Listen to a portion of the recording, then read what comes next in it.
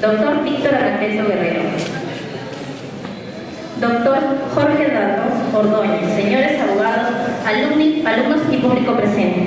Tengan todos ustedes muy buenos días. Continuando con el diplomado de especialización en administración pública, tenemos el agrado de presentar al doctor Jorge Danos Ordóñez. El doctor es profesor de la Facultad de Derecho Administrativo de la Pontificia Universidad Católica de Lima. Es socio del estudio Echecopar Abogados y presidente de la comisión que elaboró la ley del contencioso administrativo, para quien pido un fuerte aplauso.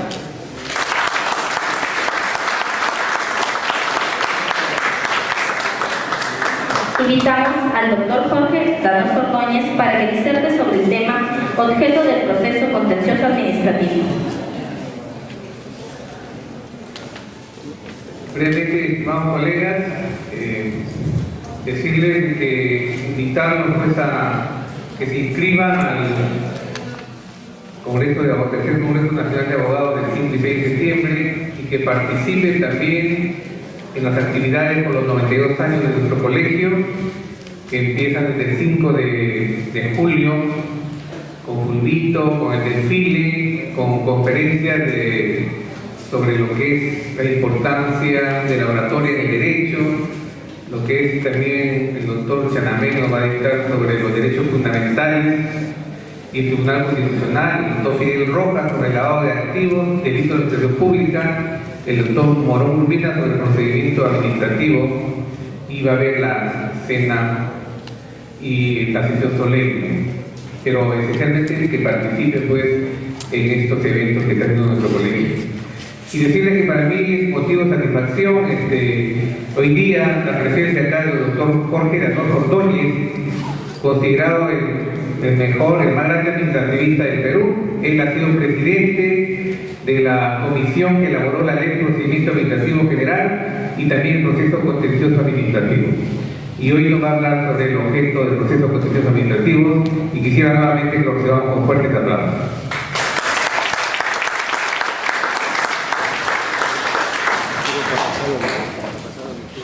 Hola, muy buenos días.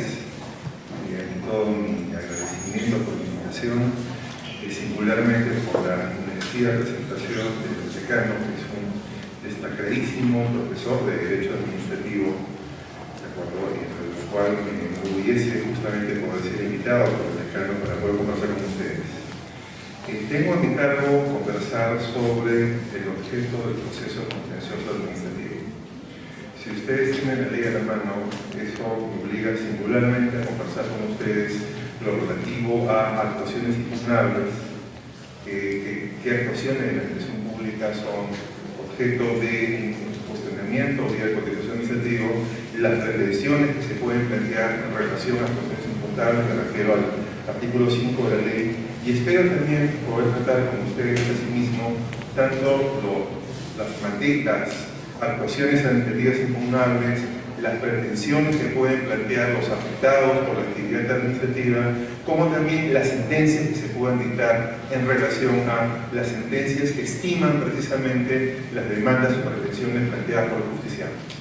¿De acuerdo? Por tanto, yo voy a centrar mi exposición el día de hoy en lo relativo a esta materia de objeto, entendiendo tres grandes temas. ¿De acuerdo? Lo mencionado por el artículo 4, actuaciones impugnables, el artículo 5, pretensiones, y lo mencionado en la parte final de la ley, cuando habla el artículo 41 de las sentencias estimatorias que tienen en relación precisamente con las pretensiones a que se refiere el artículo 5 de la ley. ¿De acuerdo? Esto y todas las materias que están vinculadas y comprendidas en lo que corresponde al objeto del proceso contencioso administrativo. Sobre el tema de metodología, ¿de acuerdo? Sé que tenemos una sesión hasta la 1 y otra en la tarde. ¿De acuerdo? Vamos a ver si hay un intermedio o no. Pero lo cierto es que yo les pediría que, ya sea durante mi exposición o ya sea al final de la misma, en cualquier circunstancia, si tienen alguna pregunta o duda o discrepancia con lo que yo digo, simplemente levanten la mano. Y si no lo veo, por favor, porque estoy volteado, me pasen la voz. ¿De acuerdo? Para poder conversar sobre el tema. ¿Sí? cualquier opinión que tengan ustedes ahora.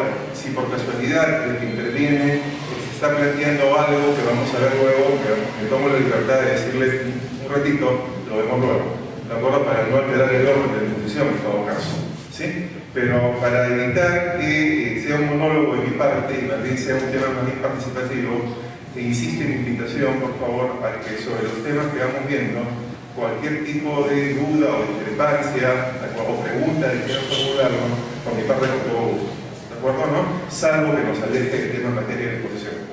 En el caso en el cual sí me tomo la libertad de poder decir, perdón, que lo vemos luego, o en todo caso lo vamos a dar después.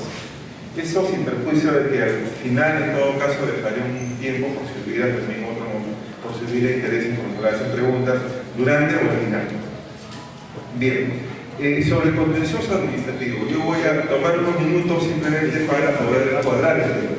De acuerdo, creo que entrar directamente al tema del objeto no sirve si no recordamos algunos aspectos del contencioso administrativo. Y todos sabemos que el proceso contencioso administrativo es la vía, el medio, ¿verdad?, previsto por excelencia para el control judicial de la administración.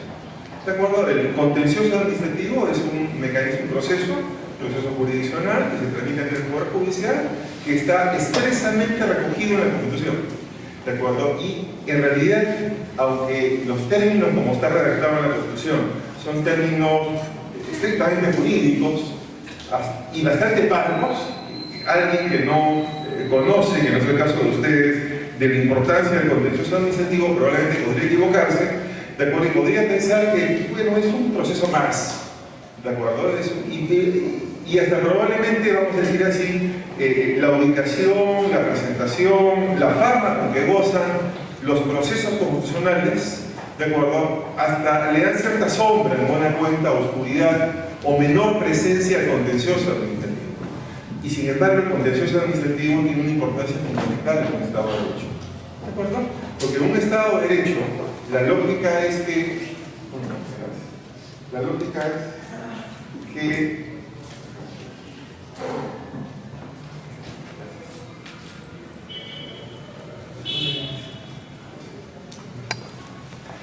lógica en un Estado de Derecho es que la administración, que es el aparato administrativo del Estado, ¿de acuerdo? Es el aparato administrativo del Estado en los 3 niveles de gobierno, como ustedes saben, nacional, regional y local, que cumple una serie de cometidos en tutela de intereses de la colectividad, lo que llamamos intereses públicos o intereses generales, que son los intereses de todos nosotros: protección del medio ambiente, programas sociales, de acuerdo, ¿no?, garantía de los servicios públicos. Esta que son las tareas asignadas, los cometidos que la Constitución y las leyes asignan a la administración pública, de acuerdo, ¿no?, hace que la administración pública, ¿verdad?, tenga que acatar el marco legal, tenga que sujetarse al famoso principio de legalidad administrativa, es decir, es obviamente, ¿verdad?, el legislador democrático, el representante del pueblo, ¿verdad?, el legislador democrático, el que le establece los cometidos,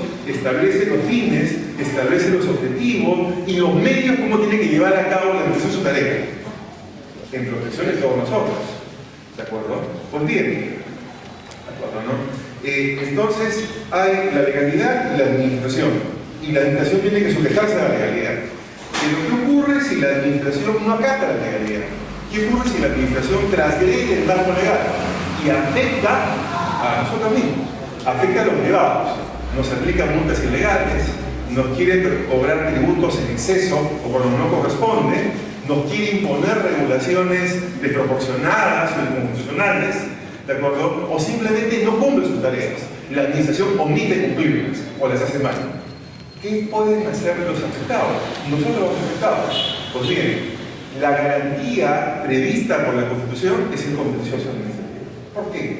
Porque el contencioso permite que el afectado pueda acudir a otro poder del Estado, distinto a la administración pública, pueda acudir al Poder Judicial para pedir que el Poder Judicial revise la legalidad de la actuación administrativa. ¿De acuerdo? No que se superponga la administración, no hay un tema ahí de juicio de oportunidad, No es un tema que el Poder Judicial pueda reemplazar, en el sentido de decidir si bueno o malo, no. Lo que va a hacer el Poder Judicial es utilizar ese parámetro objetivo que es la norma legal y verificar si la actuación administrativa se llevó a cabo o no legalmente o conforme a la Constitución. ¿De acuerdo? Esa es la lógica del contencioso administrativo, ser un mecanismo de control, como hay otros, pero ser el mecanismo de control por excelencia, ¿de acuerdo? ¿No? A cargo del Poder Judicial respecto a la administración pública. Es un mecanismo de control del funcionamiento de la administración pública que se le encarga a otro poder del Estado, el poder del Estado que tiene a su cargo decidir el derecho. ¿Qué es lo que va a hacer el Poder Judicial? Verificar el cumplimiento por parte de la administración del principio de legalidad, el cumplimiento del principio de legalidad. Y eso se recibe, ¿de acuerdo? De un lado, ¿de acuerdo? En un Estado democrático, la administración pública, ese aparato organizativo con la cuenta del Estado, de los niveles de gobierno nacional, regional y local, tiene que ejercer sus funciones, desarrollar su actividad de conformidad con el marco jurídico. ¿Cómo se garantiza que la administración pública cumpla con el marco jurídico? Permitiendo que los afectados puedan cuestionar aquella actividad que los perjudica ante el Poder Judicial. ¿Por qué medio? El contencioso administrativo. Es el menos normal. Los procesos constitucionales, como ustedes saben, son mecanismos subsidiarios. Son mecanismos que, conforme al Código Procesal Constitucional y a la jurisprudencia del Tribunal Constitucional, solamente deberían proceder cuando no hay otros medios ordinarios, cuando el contencioso administrativo no cuenta con las garantías que le permitan proteger efectivamente esos derechos. Solo en esos casos se abre la puerta, ¿verdad?, de los procesos constitucionales. Por tanto, otra vez insisto, la vía ordinaria es el contencioso administrativo. El mecanismo de control por excelencia es el contencioso administrativo. Y eso creo que es muy importante. ¿De acuerdo? Faltaba. Más aún, insisto, existe jurisprudencia del Tribunal Constitucional que ha resaltado con buena cuenta la prevalencia de la vía del contencioso, ¿de acuerdo o no? Y dejando de lado el amparo. Por ejemplo, ustedes deben recordar que hay jurisprudencia del Tribunal Constitucional que señala que en materia de licencias, autorizaciones o permisos administrativos, si es que el privado le niega a la administración pública, ¿verdad?, una licencia, un permiso que haya obtenido, no cabe acudir al amparo. Cuando le niegan, no cabe acudir al amparo. La vía es el contencioso administrativo para discutir ahí esa negativa por parte de la administración. ¿De acuerdo? El amparo solo procede en aquellos casos que el privado tenía la licencia, el permiso de autorización y se lo quieren quitar arbitrariamente. En esos casos sí está abierta la vía del amparo. Miren ustedes.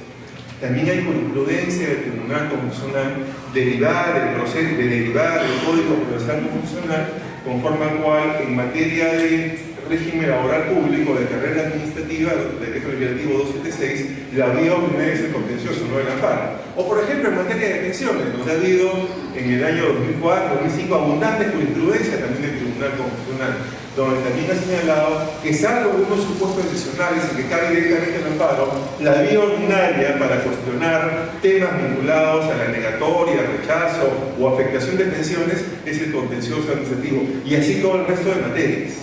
¿De acuerdo? Por tanto, quiero relevar la importancia del contencioso administrativo como pieza clave en un Estado de Derecho, en un Estado democrático que permite cerrar el círculo de una cuenta de que la administración está sujeta al principio de legalidad y constitucionalidad y tiene que actuar obviamente sujeto al ordenamiento jurídico, porque permite que los afectados puedan acudir a otro poder del Estado a plantear esa demanda para que los jueces verifiquen la legalidad de la actuación administrativa y a su vez indirectamente tutelen los derechos de los afectados. Esa es la importancia del contencioso administrativo. Esa es la razón por la cual el artículo 3 de la ley, que está precisamente en este capítulo de objeto del proceso, dice que las actuaciones de la administración pública solo pueden ser impugnadas en el proceso contencioso administrativo. Miren ustedes, hay una reserva al contencioso administrativo y dice con la única excepción de los procesos constitucionales como el amparo, el habeas data, el cumplimiento, cuando corresponde. Cuando conforme al Código Procesal Civil, el constitucional, perdón ustedes, corresponda o a la jurisprudencia del Tribunal Constitucional. Porque qué resalto esto? Porque lo que ha querido el legislador del contencioso administrativo es preservar, en buena cuenta, ¿verdad?, preservar la importancia del contencioso, su carácter de vía específica para el control jurisdiccional de la administración. Y digo esto porque en ocasiones, ¿de acuerdo?, ha habido casos anteriores a la ley en el cual se discutían decisiones administrativas por vía procesos ordinarios, procesos civiles. Recuerdo casos en los cuales se discutía determinado subsidio que debería pagar el Banco Central de Reserva por vía juicio de pago de soles. ¿De acuerdo? Lo cual era absurdo, porque si lo que estaba en juego era una decisión del Banco Central, ese era un acto administrativo. Y por tanto, la vía idónea, el proceso idóneo, era el contencioso administrativo. Y así ocurre, y esto creo que se ha ido cada vez acotando más, y por tanto ya no es un tema de actualidad, pero vale la pena resaltarlo en esta oportunidad, que la vía ordinaria, insisto otra vez, la vía específica prevista para el control es el contencioso. Y eso es lo que intenta, ¿verdad?, preservar el artículo 4 de la ley. El artículo 3 de la ley.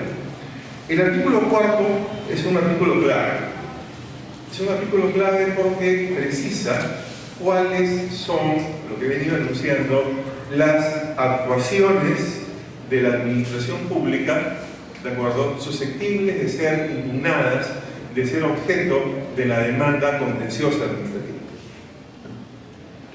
Y en principio son todas, ¿de acuerdo? Es decir, lo que dice el primer párrafo del artículo 4 de la ley es que dice, conforme a las previsiones de la presente ley y cumpliendo los requisitos expresamente aplicables a cada caso, procede la demanda contra toda actuación realizada en ejercicio de potestades administrativas.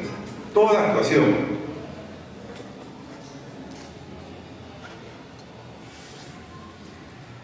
Desde el principio, ¿de acuerdo?, el contencioso administrativo tiene un carácter amplio. Insisto, es la vía específica para el control.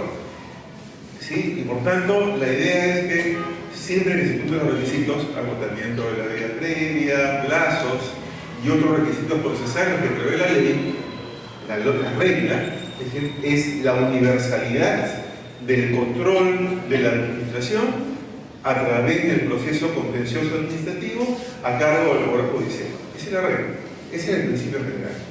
Y claro, eso permite que el contencioso cumpla su rol. Cumple el rol que le ha asignado la Constitución. Insisto, estamos hablando de un proceso previsto por la Constitución. No le llamo proceso constitucional porque en el Perú lo reservamos a los procesos de tutela de derechos, amparo, despojo, sagradarios y nombramiento. Pero es uno de los pocos procesos judiciales que está expresamente enunciado en la Constitución en un precepto específico en el capítulo del Poder Judicial. ¿De acuerdo? Y por tanto, en esa lógica, de alguna manera, en sintonía con el rol que le asigna la Constitución al contencioso administrativo, lo que establece la ley en el primer párrafo del artículo 4 es la universalidad, ¿de acuerdo?, del control de cualquier actuación de la administración pública a cargo del contencioso administrativo. Es decir, los privados que se consideren afectados por cualquier actuación administrativa la pueden impugnar ante el contencioso administrativo, obviamente siguiendo las reglas. Vamos a ver que hay ciertas reglas, obviamente, también que cumplir, pero en principio la idea es que no es un listado cerrado de actuaciones. Y en segundo lugar, no hay ninguna exclusión. ¿De acuerdo? No hay ninguna exclusión. El segundo párrafo, sin embargo, establece un listado y establece una relación. Pero debemos interpretar el segundo párrafo de este artículo 4 de la ley, ¿verdad?, de manera coherente. Y cuando el segundo párrafo establece una relación, está estableciendo una relación ilustrativa, una relación enunciativa, no un listado cerrado. ¿De acuerdo? Cuando el segundo párrafo dice, son impugnables en este proceso las siguientes actuaciones administrativas, no está diciendo que son únicamente estas, ¿verdad? No podemos entenderla que está cerrando el listado, porque si fuera así no es coherente con el primer párrafo, donde dice que son, ¿verdad?, impugnables toda actuación realizada en ejercicio de potestades administrativas. No, aquí está hablando de, dice, toda actuación, Y a continuación, la relación que contiene ese mismo artículo debemos entender que es una relación enunciativa, ilustrativa, para graficar, para facilitarle en una cuenta a los abogados, a los operadores, a los particulares, saber que este listado, esta relación, esos casos, esos 6 casos que se enuncian a continuación, son 6 casos, simplemente son los casos más frecuentes, pero pueden no ser únicamente ellos. Bueno, ¿cuáles son esos 6 casos? Vamos a ir viéndolo en lo que sigue, de acuerdo a esta conferencia, de manera general, para ir luego viéndolo con mayor detalle. ¿De acuerdo? Es decir, voy a ir aproximándome en buena cuenta, ¿verdad?, deductivamente de lo general a lo específico. ¿De acuerdo? ¿Sí? Por tanto, veamos los 6 casos rápidamente, vamos a ir agrupándolo y luego vamos a ir viendo al final casi uno por uno, para poder desarrollarlo ya de una perspectiva más administrativa. Dice, son impugnables en este proceso las siguientes actuaciones. Uno, dice, los actos administrativos y cualquier declaración administrativa. Ahora vamos a ver el concepto de acto administrativo, pero el enuncio, pero lo bajo. Segundo lugar, dice, el silencio administrativo, la inercia y cualquier otra omisión de la administración pública. Es decir, no solamente es la manifestación de la voluntad expresa, que es el acto administrativo, sino le dice también los no hacer por parte de la administración. El segundo, lo que quiere decir, no es, la inactividad también es impugnable. No solamente la declaración, no solamente cuando hace, también cuando no hace ilegalmente. En tercer lugar, dice, la actuación material que no se sustenta en acto administrativo. ¿Cuál es esto? Hemos dicho primero, acto administrativo lo que declara. Luego, en segundo lugar, silencio, inercia o omisión a lo que no hace. Y en tercer lugar nos dicen la actuación material, no sustentada en un acto. Aquí no estamos hablando de un acto administrativo, estamos hablando simplemente de un funcionario que hace algo sin cobertura, que hace algo sin tener un amparo en una decisión formalizada, como es el acto administrativo. A esto le llama la doctrina vía de hecho. Y es la mera, desnuda, descarnada actuación material sin cobertura legal o administrativa. La mayor parte son delitos, seguramente. Probablemente sean delitos, ¿de acuerdo, no? Entonces, en primer lugar, acto administrativo. Segundo lugar, el no hacer. Y tercer lugar, el hacer materialmente sin acto administrativo. En cuarto lugar, dice, la actuación material, aparecía la anterior, pero luego dice, la actuación material de ejecución de actos administrativos cuando hace cumplir. ¿De acuerdo? Dice, la actuación material de actos administrativos que transgrede principios o normas del objeto jurídico. Acá ya no estamos ante la actuación material sin acto, que es el caso 3. En este caso 4, es la actuación material de ejecución de actos. Acá se mide un acto administrativo que lo está haciendo cumplir como la ley le permite, en virtud, vamos a ver, el principio de autotutela, ¿verdad?, ejecutiva, que es un privilegio de la administración, pero cuando lo ejecuta lo hace mal, lo hace violando la ley. Ejemplos de actuaciones materiales de ejecución: la cobranza coactiva. La cobranza coactiva es una actuación material de ejecución. ¿De acuerdo? Ejemplo, cuando SUNAT hace cierre de local, cuando la municipalidad cierra local, cuando la municipalidad decomisa, cuando un ministerio o organismo público hace cualquier tipo de actividad de ejecución, incumplimiento de ejecución de un acto administrativo. Esas son actuaciones materiales. Y lo que dice es, si es probablemente que el acto sea legal, sí, probablemente el acto sea legal, no se esté cuestionando el acto, pero la ejecución del acto sea ilegal, eso también es posible impugnar. Ese es el cuarto supuesto que ha previsto iniciativamente la ley. El quinto supuesto, hasta ahora el primero son actos administrativos, el segundo, el no hacer, el silencio, inercia, no actividad. El tercero, la mera actuación material sin acto. Y el cuarto es la ejecución de un acto, pero la ejecución ilegal. Ese es el cuarto. Insisto que estoy hablando en términos globales. Luego vamos a ir profundizando cada uno de ellos. ¿De acuerdo? Pero veamos primero el panorama. El quinto, dicen las actuaciones u omisiones de la administración pública respecto de la validez, eficacia, ejecución o interpretación de los contratos de la administración pública. ¿Qué habla de contratos? Y nos está diciendo las actuaciones, omisiones en la administración pública respecto de la validez, eficacia, ejecución de los contratos. Con excepción de los casos en que es obligatorio se decida conforme a ley someter la conciliación o arbitraje. Ese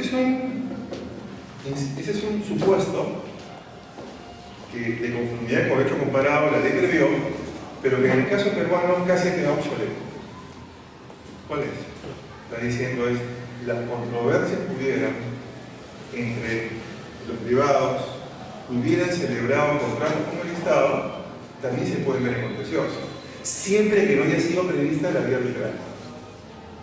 ¿De acuerdo? Es decir, si en algún contrato con el Estado, que un particular lo hubiera firmado con el Estado, llámese contrato de construcción, de obra, llámese contrato de suministro, llámese contrato de servicios, llámese concesión, llámese iniciativa, llámese asociación pública o privada, llámese asociación de participación, llámese joint venture, ¿de acuerdo? O cualquier contrato que el privado haya firmado con el Estado. Si hubiera alguna controversia, que el contrato no hubiera previsto que tiene que decidirse en sea arbitral, las vías de contencioso. ¿De acuerdo? Así ocurre, digamos, a nivel mundial, es decir, digamos, en el estándar del derecho comparado, en la mayor parte de países, ¿de acuerdo? Las controversias que se originan de un contrato firmado entre el privado y el Estado se llevan al Poder Judicial. En el Perú es casi absolutamente al revés. Estoy seguro que ustedes conocen cómo funciona la administración pública, vuestro interés de estar acá es porque no es que no conozcan, sino que conocen, pero quieren discutir algo más. Y creo que estaremos de acuerdo que el 99 puntos, yo decía antes 6, luego dije 7, luego dije 8, hoy día digo 9, por no decir 100%. No puedo poner mi mano en el juego, tal vez hay ahí algunos que me ha pasado y digo, no tengo que conocer todo, nadie tiene que conocer todo. Pero desde la década del 90 para acá, 95, 96, 93, 92 para acá, es decir, hace más de 20 años, el 99.9% de los contratos que el Estado suscribe con los privados tiene incorporado por mandato de ley cláusula arbitral. No solamente en el régimen de contratación del Estado, el Estado compra, sino también en los regímenes de promoción de inversión privada. O cualquier otro tema de contrato con el Estado. Los únicos contratos que no tienen cláusula arbitral son probablemente los contratos de personal. De acuerdo, los que hacen con los trabajadores del sector público, que son contratos con el Estado, cuando hay contrato. Ahí no hay cláusula arbitral. Ahí ya es un tema disciplinario que puede haber, un tema de función pública, pero el resto de contratos patrimoniales, de servicios o de bienes o de promoción de la inversión privada que el Estado suscribe con los privados, tienen por mandato legal incorporada cláusula arbitral. ¿Por qué razón? Porque se considera que el Poder Judicial es pleno. ¿De acuerdo? Y por tanto, la experiencia en el Perú demostró que si en materia de compras del Estado o contratos de obra pública, ¿de acuerdo? ¿No?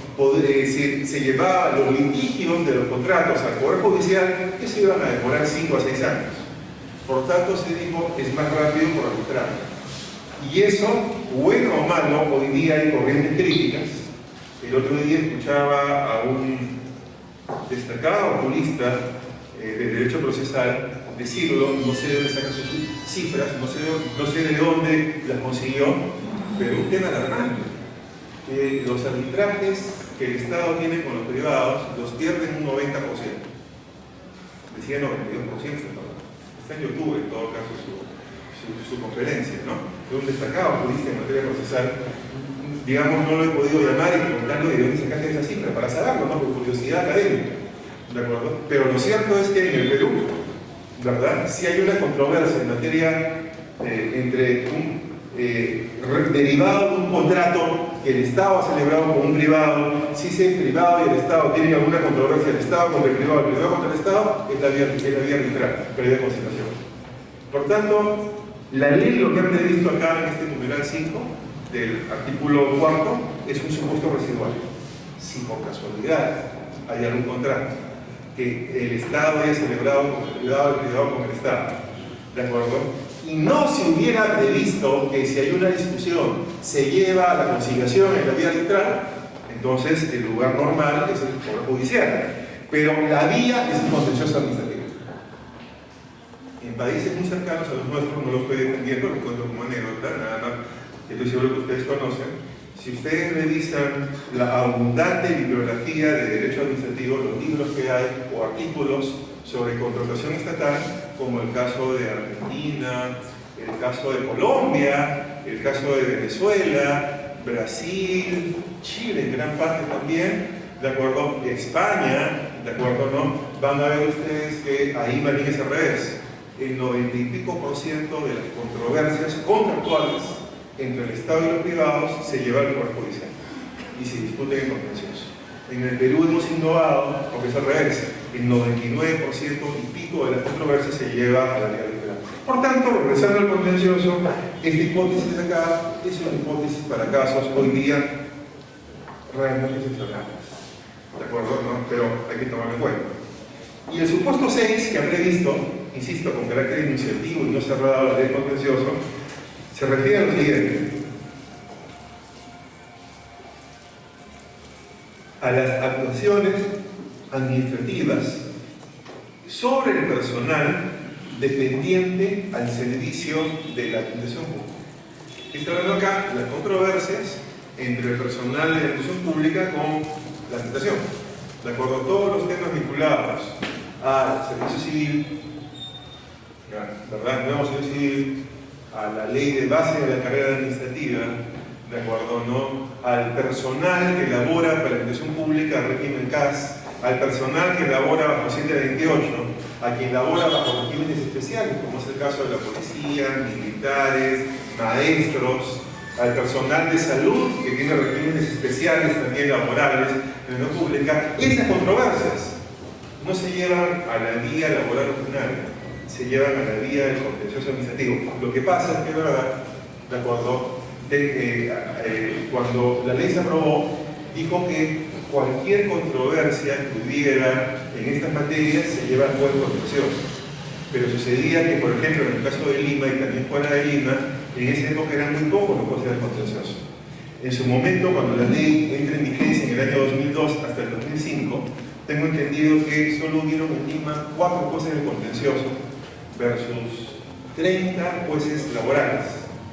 Pero lo que sucede es que una reforma hacia el año 2006 o 2007 dice, ni hablar, ¿de acuerdo? Esos 4 jueces no se dan abasto para todas las discusiones del personal del sector público, ¿de acuerdo? En vía contenciosa. Por tanto, esos procesos contenciosos administrativos respecto a actuaciones administrativas sobre el personal dependiente de la administración que se tramitan a través del proceso contencioso administrativo no van a juez contencioso, van a juez laboral, pero van a un juez laboral que tramita un proceso contencioso administrativo.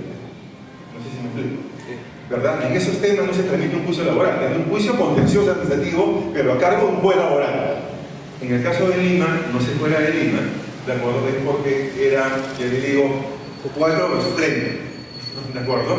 Lo cual decía que obviamente esos 4 no podían con toda la carga y lo llevaban como juez laboral, pero guía proceso contencioso administrativo. ¿De acuerdo? Estos son, insisto otra vez, entonces, la ley ha querido sacar.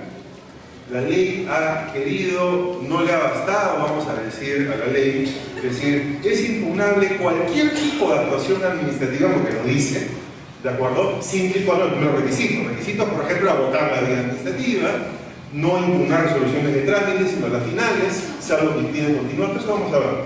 ¿De acuerdo? ¿No? Hay plazos para interponer la demanda, pero siempre que se cumpla eso, cualquier actuación administrativa. Pero el legislador quiso ir más allá y colocó 6 ejemplos. 6 ejemplos que en verdad abarcan buena parte de la universalidad de la actuación, pero pueden haber más. ¿De acuerdo? ¿No? Entonces, hasta acá hemos llegado tratando de, digamos, explicarlos de manera general. Vamos a ir acotándolos a cada uno de ellos, para luego volver a ver el tema de protecciones y luego volver el tema de las licencias. ¿De acuerdo? Vamos a ir viendo cada uno de ellos, tratando de verlo con mayor profundidad conforme avancemos. No sé si hubiera alguna pregunta o comentario. Sí, por favor.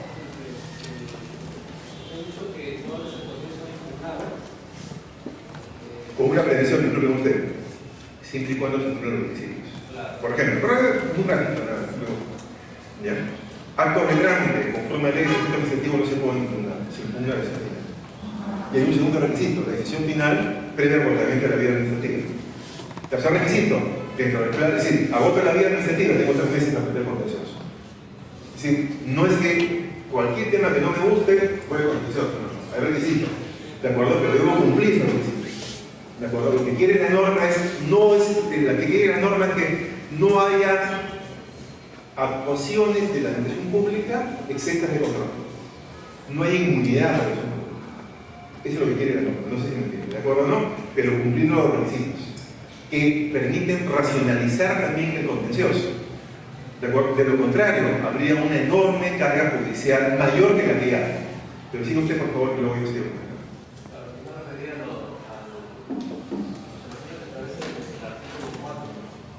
Por eso.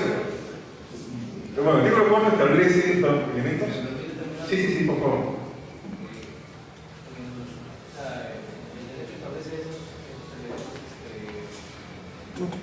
Actos que pueden ser impugnables.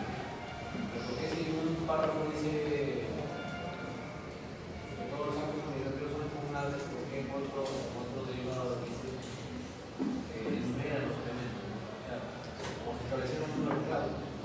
Tienen que explicar eso por qué. Porque todos esos actos mencionados ahí constituyen en sí actos de administración pública o pueden haber otros actos que sean ajenos a ese artículo 4 que no están.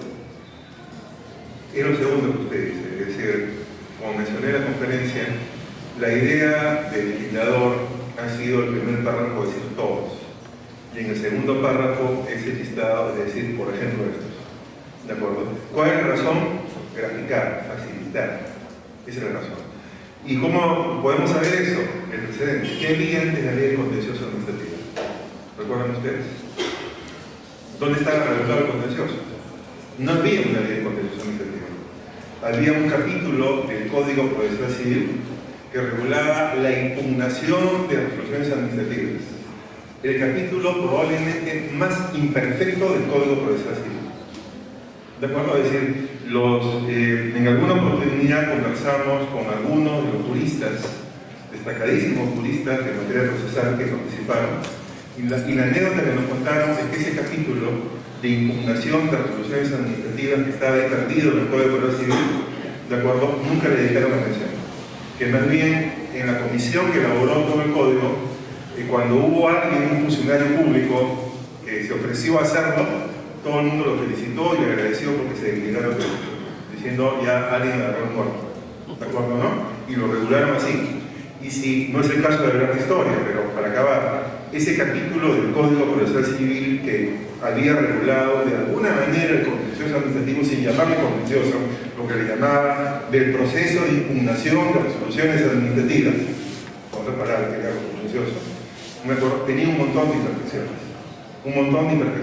y además la interpretación que se había llevado a cabo del mismo desde el año 91-92 que entró en vigencia el Código Procesal Civil hasta el año 99 o 2000 que cuando se elabora esta ley demostraba que era absolutamente insuficiente. ¿De acuerdo? Por tanto, en el Perú no había una gran tradición contenciosa administrativa. Mientras que en otros países, como el caso francés paradigmático, el derecho administrativo nace del contencioso administrativo, singularmente de la jurisprudencia del Consejo de Estado francés, que, como sabemos, es un tribunal administrativo, es un gran tribunal que ve procesos contenciosos administrativos en Francia, ¿de acuerdo? ¿No? Y en muchos países también ha sido la jurisprudencia la que ha ido creando reglas. En el Perú no había contencioso administrativo, ¿de acuerdo? ¿No? Y el derecho administrativo se ha ido avanzando a partir de leyes, no de jurisprudencia como en otros países. Por tanto, yo creo que cuando se elaboró esta ley de contencioso administrativo, como cuando se elabora la ley de contencioso administrativo, se establecen una serie de normas para graficar, para enseñar, para dar pautas. Y esa es la lógica de este artículo. Entiendo perfectamente lo que usted dice. Oye, no parece muy coherente que primero diga todos y luego hay un listado. Ok, pero entonces, como también por técnica interpretativa sabemos, las normas no se pueden interpretar por antagonismo, y menos en un mismo tipo. ¿De acuerdo? Por tanto, hay que darle coherencia. Y la manera de dar coherencia a estos dos párrafos es que si el primero dice todos, y además en lógica constitucional el contencioso es el mecanismo de control, cuando el segundo dice un listado, está diciéndolo simplemente de manera iniciativa. ¿De acuerdo? Y esa es una interpretación conforme a la Constitución. Ahora, ese segundo, mi impresión personal es que está denunciando el 90 y pico % de la posibilidad de actuaciones administrativas. Es decir, es bien difícil, yo no he encontrado, usted lo sabe, alguna actuación administrativa que no esté en el listado. ¿De acuerdo? Y si no lo hubiera, perfecto, se explica el primer párrafo que dice todas. Por tanto, yo no vería una contradicción. ¿De acuerdo? Sino, por eso insisto, y lo he hecho desde el inicio, hay que entender que el segundo párrafo no cierra el primero. Eso sería contradictorio en el mismo artículo. Y además contrario a lo que es, digamos, la interpretación del precepto constitucional. Hay que entender que el segundo párrafo es un listado meramente administrativo, lo cual no es raro en técnica legislativa. Una norma puede decir todo o abarcar todo y a continuación la norma puede dar ejemplo, como ocurre en la misma ley de procedimiento administrativo también, en otros casos más. No sé si con eso respondo otro comentario. Sí. En el texto original de la ley 2584, el texto por detrás decía no existe nada ordenado de los principios. Regulan el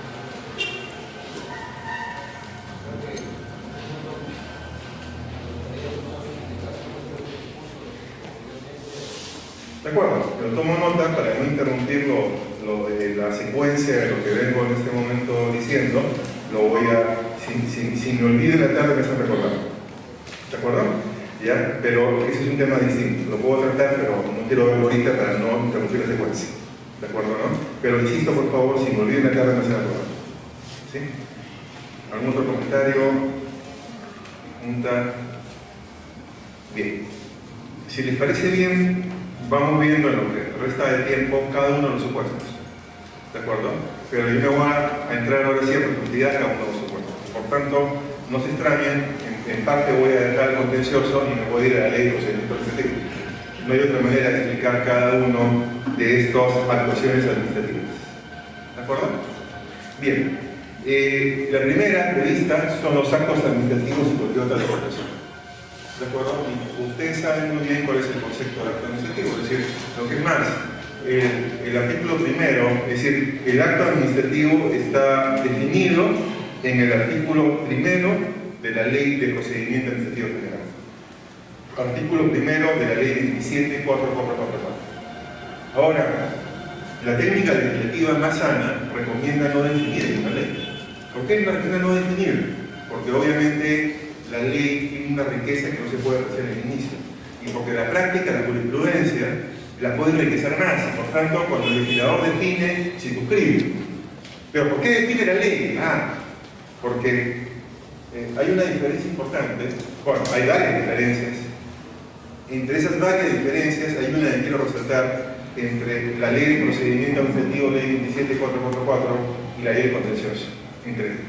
Una obviamente está destinada para ser aplicada en sede administrativa, la Ley de Procedimiento, y otra está destinada para ser aplicada en sede jurisdiccional, a cargo de los jueces, como el contencioso.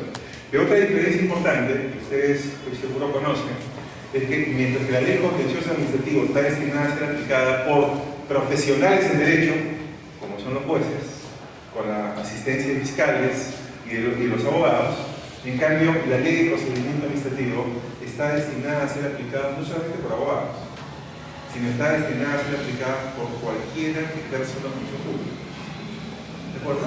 Y para ejercer función pública no se requiere ser abogado. Claro, requiere la asistencia de abogados, requiere la asesoría de abogados a buena hora, ¿verdad? Pero para ser alcalde, para ser presidente regional, para ser ministro, para ser titular de un organismo público, para ser director general, para ser gerente de una determinada división o órgano, ¿de acuerdo o no? Para ejercer una función administrativa no se requiere ser abogado. Y por tanto, la Ley de Procedimiento Administrativo, si bien es una ley, si bien emplea lenguaje, categoría jurídica, técnica jurídica, sin embargo, también es consciente que no está destinada, a diferencia de los códigos procesales, a ser interpretada y aplicada únicamente por abogados, sino también por cualquier persona que ejerza un cargo público, que ejerza una función pública, que tenga competencia para poder, ¿verdad? Ejercer una actividad administrativa y emitir un acto administrativo. Esa es la razón por la cual la Ley de Procedimiento Administrativo contiene algunas definiciones. Y singularmente el artículo primero define qué es un acto administrativo y luego más adelante el artículo 29 define el procedimiento administrativo. Pero insisto que este es por razones, otra vez, ilustrativas, por razones de buena cuenta, ¿verdad?, de querer graficar mejor, ayudar mejor su interpretación y aplicación, a diferencia de lo que ocurría con el régimen anterior, con el marco legal anterior. Entonces, ¿qué dice el artículo primero de la ley de procedimiento administrativo? Porque decimos, son actuaciones impugnables, por ejemplo, los actos administrativos. Entonces, ¿qué es un acto administrativo? Vamos a la ley, más allá de lo que diga la doctrina. Y dice, artículo primero de la ley, 1.1 de la ley 27.444, ley de procedimiento administrativo general. Dice, son actos administrativos las declaraciones de las entidades que en el marco de normas de derecho público, dice, son actos administrativos las declaraciones de las entidades que en el marco de normas de derecho público están destinados a producir efectos jurídicos sobre los intereses, obligaciones o derechos de los administrados dentro de una situación concreta. Vamos a ver punto por punto. ¿De acuerdo? En primer lugar dice, son actos, primero, las declaraciones de las entidades. En primer lugar, la ley dice que son entidades, y en principio son entidades, no solo, pero vamos a ver, son entidades, ¿verdad?, las organizaciones de la administración pública, las estatales, en principio las estatales, ¿de acuerdo? Todas las estatales, todas las entidades estatales, si la ley les otorga competencia para ejercer una función administrativa, emiten actos administrativos. Es la manera como se expresa la administración pública, ¿de acuerdo? Eso estamos hablando luego con más detalle, ¿verdad? Pero en primer lugar dice, son declaraciones. ¿Por qué dice son declaraciones? Porque no está hablando de actos materiales, está hablando de expresión de voluntad. ¿De acuerdo? Vamos a ver que más adelante, cuando habla del objeto, del contenido, la ley de procedimiento, dice, artículo 5.1, ¿de acuerdo? El objeto o contenido del acto es aquello que la administración decide, declara o certifica. Un certificado de nacimiento es un acto administrativo. ¿De acuerdo? Decide, declara o certifica. Una licencia es un acto administrativo, una sanción es un acto administrativo. ¿De acuerdo? ¿Verdad? Un otorgamiento, una pensión, ¿sí? Una determinación de obligación tributaria, una resolución de determinación en materia tributaria, una resolución que devuelve el tributo pagado. Es aquello que declara, aquello que decide o aquello que certifica. Eso es un acto administrativo. ¿De acuerdo? Es decir, la mera actuación material no es un acto administrativo. La ejecución de un acto es diferente, es ejecución de un acto administrativo. El acto es aquello, una actuación de voluntad de la administración. ¿De acuerdo? Ahora, dice de entidades. Ok, he dicho en primer lugar, entidades son las estatales y que ejercen funciones administrativas. Por ejemplo, una empresa del Estado, en principio no debería emitir actos administrativos. Es del Estado, pero su función es actuar en el mercado. Actuar como un privado, es decir, respecto del privado. Sin embargo, como ustedes saben, en su actuación interior, digamos, la empresa del Estado tiene dos caras. Hacia afuera es un privado, hacia adentro es un ente administrativo. ¿De acuerdo? La empresa del Estado está sujeta a una serie de normas, de sistemas administrativos. Por ejemplo, ley de condiciones del Estado. Esa empresa del Estado, si tiene que comprar, tiene que convocar a licitación, o concurso, o a adjudicación directa, o a la que pueda, ¿de acuerdo? No, compra corporativa, la sociedad corporativa, ¿de acuerdo? ¿No? Es decir, hacia afuera actúa como un privado en el mercado, pero en su actuación interna actúa como una entidad pública con las flexibilizaciones propias de ser una empresa, pero que sin embargo la ley trata de sujetarla. Por ejemplo, la compra del Estado tiene que, ¿de acuerdo?, tramitar un procedimiento administrativo. Hay que emitir el objetivo de trámite. Tiene que otorgar la buena pro. La buena pro es un acto administrativo. ¿De acuerdo? Una empresa del Estado, cuando actúa como empresa en el mercado, actúa como un privado. Ahí no emite actos administrativos. Cuando, sin embargo, se sujeta a las normas de sistemas administrativos, porque tiene dos caras, ahí se actúa como administración pública. Y tramita procedimientos y emite actos administrativos. Eso es en buena cuenta, eso ocurre en la empresa del Estado. Pero la ley de procedimiento también contempla por excepción a los privados, a determinados privados, a muy pocos privados. ¿Cuáles son? Las empresas que teniendo contratos con el Estado ejercen una función pública. Y el caso más paradigmático son las empresas de servicios públicos económicos. ¿Cuáles son? Telefonía, electricidad y saneamiento. Esas empresas no forman parte del Estado. Jamás Telefónica o Claro son del Estado. Eso nadie lo dice, nadie lo puede decir. Pero como quiera que ejerza una competencia, una actividad de titularidad estatal como es un servicio público, la ley dice que, conforme a las normas de la materia, ¿de acuerdo? Es decir, ojo, yo voy a decir algo que es polémico en materia doctrinal, ¿de acuerdo? Yo en verdad creo que lo que ellas decidan con el usuario, como es resolver un reclamo, o emitir una factura, o decidir rechazar un servicio o algo, no es un acto administrativo. Yo, en verdad, lo cito como ejemplo, pero no es un acto administrativo. Hay sectores que dicen, sí, no, porque la ley dice que también están sujetas a la ley las empresas en el artículo 1 de la ley, en el numeral 8. Yo creo que ahí hay cuidado. Creo que los privados que ejercen estas funciones públicas, como son las empresas de telecomunicaciones, para ir citando el ejemplo, no emiten actos administrativos. Emiten decisiones sujetas al derecho administrativo. Es otra cosa. Es decir, el procedimiento que tiene que seguir, que está regulado por el organismo regulador respectivo, como es OCIPEL, como es OCINALMIN, como es OCITRAN, como es UNAS, esas empresas, ¿de acuerdo?, se sujetan a esas normas que regulan cómo tienen que ejercer sus competencias respecto al usuario. Pero ya sabemos que si nosotros usuarios no estamos conformes, vamos a plantear un reclamo ante la empresa, como un recurso administrativo, a pesar que ella no es parte del Estado. Pero en garantía del privado, la ley dice que se sujetan a determinados procedimientos regulados por la ley, procedimientos administrativos.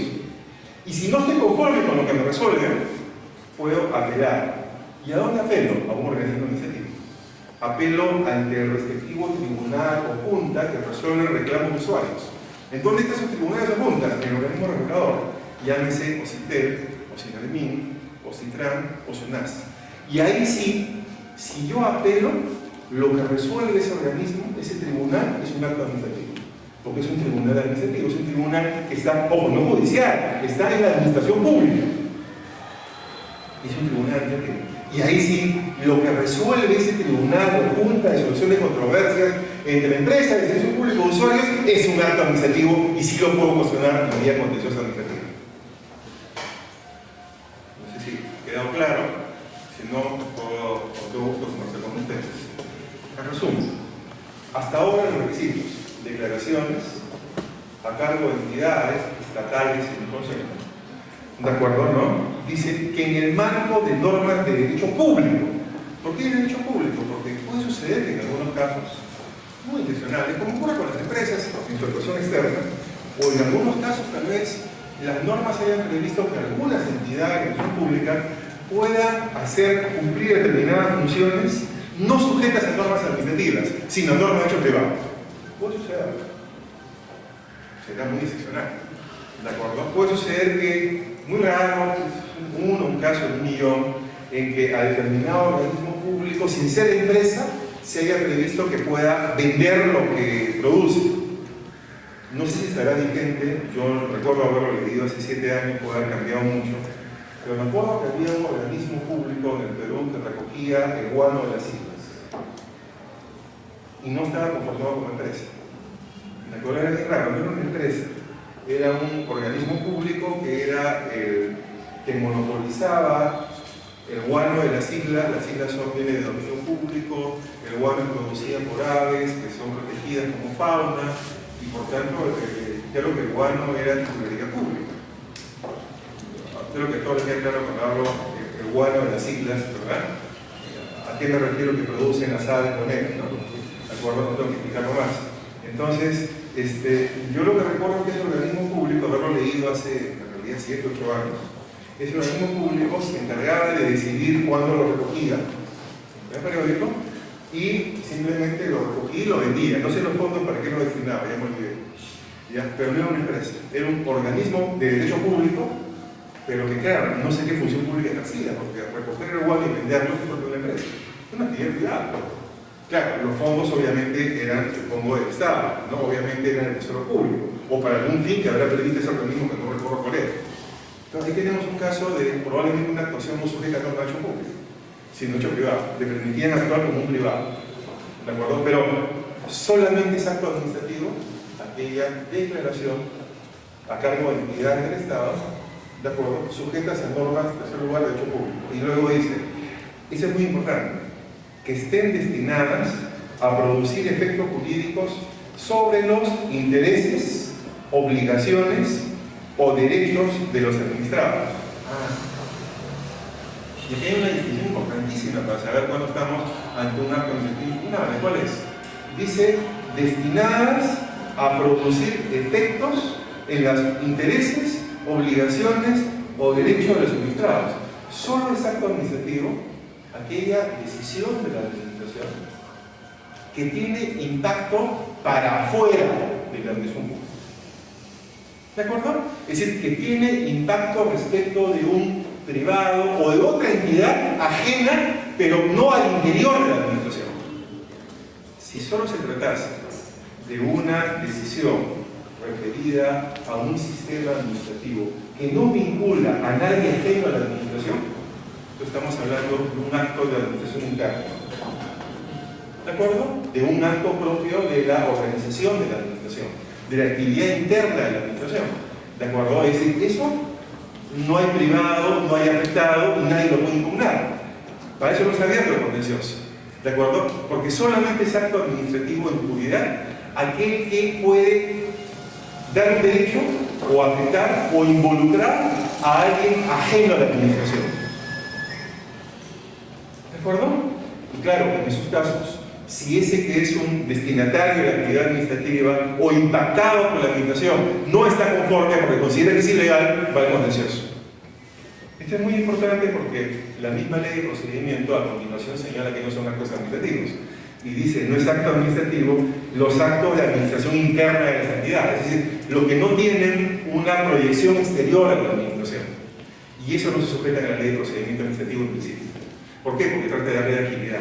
La lógica de la ley de procedimiento administrativo es tratar de darle equilibrio a las relaciones administración con privados. Cuando son puramente actuaciones internas de la administración, esa casi no está regulada por la ley de procedimiento administrativo general. Y ahí no se va a producir contencioso, porque no hay ningún privado que pueda ser afectado. ¿A qué me refiero por actuación interna? Aquellas actuaciones de organización. Aquellas actuaciones que le sirven a la administración proveerse de los medios para poder actuar, para cumplir su fin principal. Y su fin principal es prestar servicios o gestionar en buena cuenta cometidos que les asignan respecto de la colectividad, respecto de la sociedad. Y el último requisito, porque dice, son actos, las declaraciones, dos en el marco de las entidades, tres en el marco de norma de hecho público, cuatro están destinadas a producir efectos jurídicos sobre los intereses, obligaciones o derechos de los administrados, cuatro hacia afuera, y cinco dentro de una situación concreta. ¿Por qué dice en una situación concreta? Porque trata de diferenciar los reglamentos. Los actos administrativos y reglamentos son absolutamente diferentes. El acto administrativo es la aplicación del marco legal. Es el resultado de aplicar un marco legal. Es la decisión que adopta la administración como consecuencia de aplicar un marco legal o reglamentario. En cambio, el acto de reglamento es una norma legal, es una fuente de derecho. Claro, dentro de un marco legal, pero es una fuente de derecho. Ordena la actuación de la administración, regula la actuación de la administración. ¿De acuerdo? Es decir, no es un acto de aplicación del derecho, es un acto de desarrollo en buena cuenta del derecho, que a su vez constituye fuente de derecho.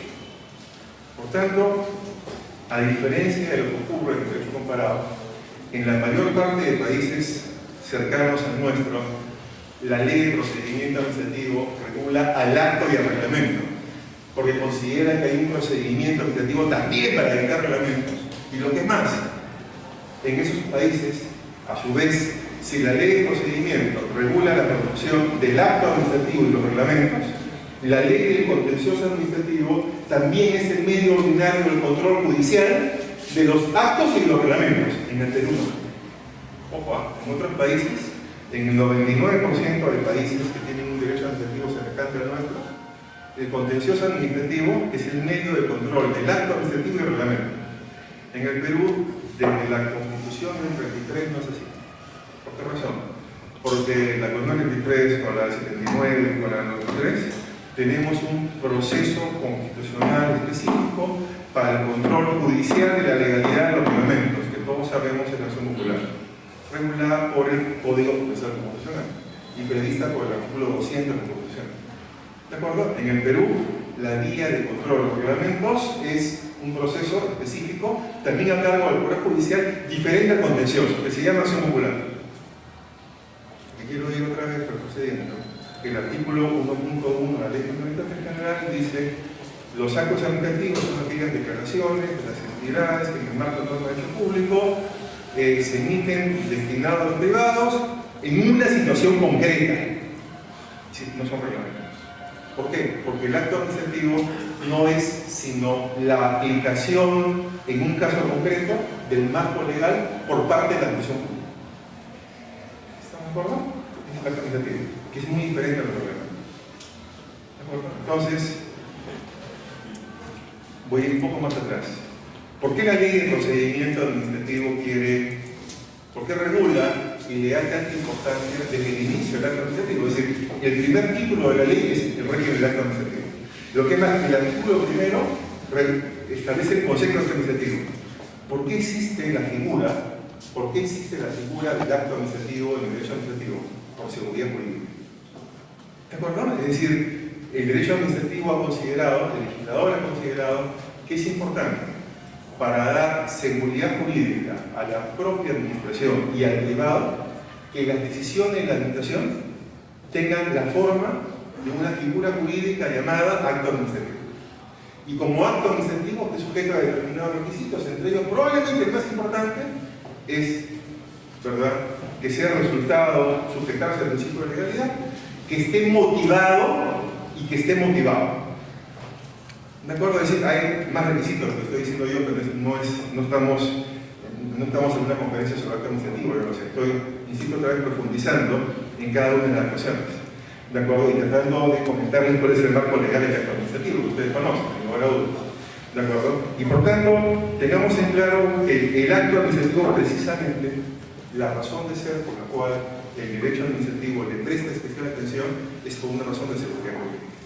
Seguridad jurídica tanto para la administración, para que quienes integran la administración, la organización de decisión pública se tenga certeza de cómo tiene que expresarse el funcionario cuando va a tomar una decisión, y eso conste, ¿de acuerdo? ¿No? Y también para el privado, para el destinatario. Para el destinatario de la actividad administrativa, tal vez mucho más para él, le es muy importante que la administración esté sujeta a determinadas formas, ¿de acuerdo?, que le permitan a él también poder evaluar si la cumplió o no y poder controlarlas. Eso le da seguridad jurídica. Entonces, la lógica misma de que en nuestro régimen administrativo se conceptualice y se le obligue a la administración a emitir sus decisiones o pronunciamientos a través de un acto administrativo regulado por ley es por seguridad jurídica. En resumen, este primer supuesto de actuaciones impugnables del acto administrativo nos estamos refiriendo a aquellas decisiones, en términos globales, ¿no?, que adoptan las entidades de la administración pública en ejercicio de competencias de derecho público y que tienen un impacto exterior, ¿verdad? ¿Verdad? En una cuenta dirigido, ¿verdad?, enderezado a los destinatarios de la actividad administrativa. En casos concretos, por tal razón, constituyen simplemente una decisión adoptada, ¿verdad?, en aplicación del derecho, en aplicación del marco legal. Esos son los actos administrativos impugnables a que se refiere la ley de contencioso administrativo, que están regulados por la ley de procedimiento administrativo general. ¿Perdón? No sé si está acá la pregunta, si no partimos al segundo supuesto, el silencio administrativo, o algún comentario de interpretación jurídica.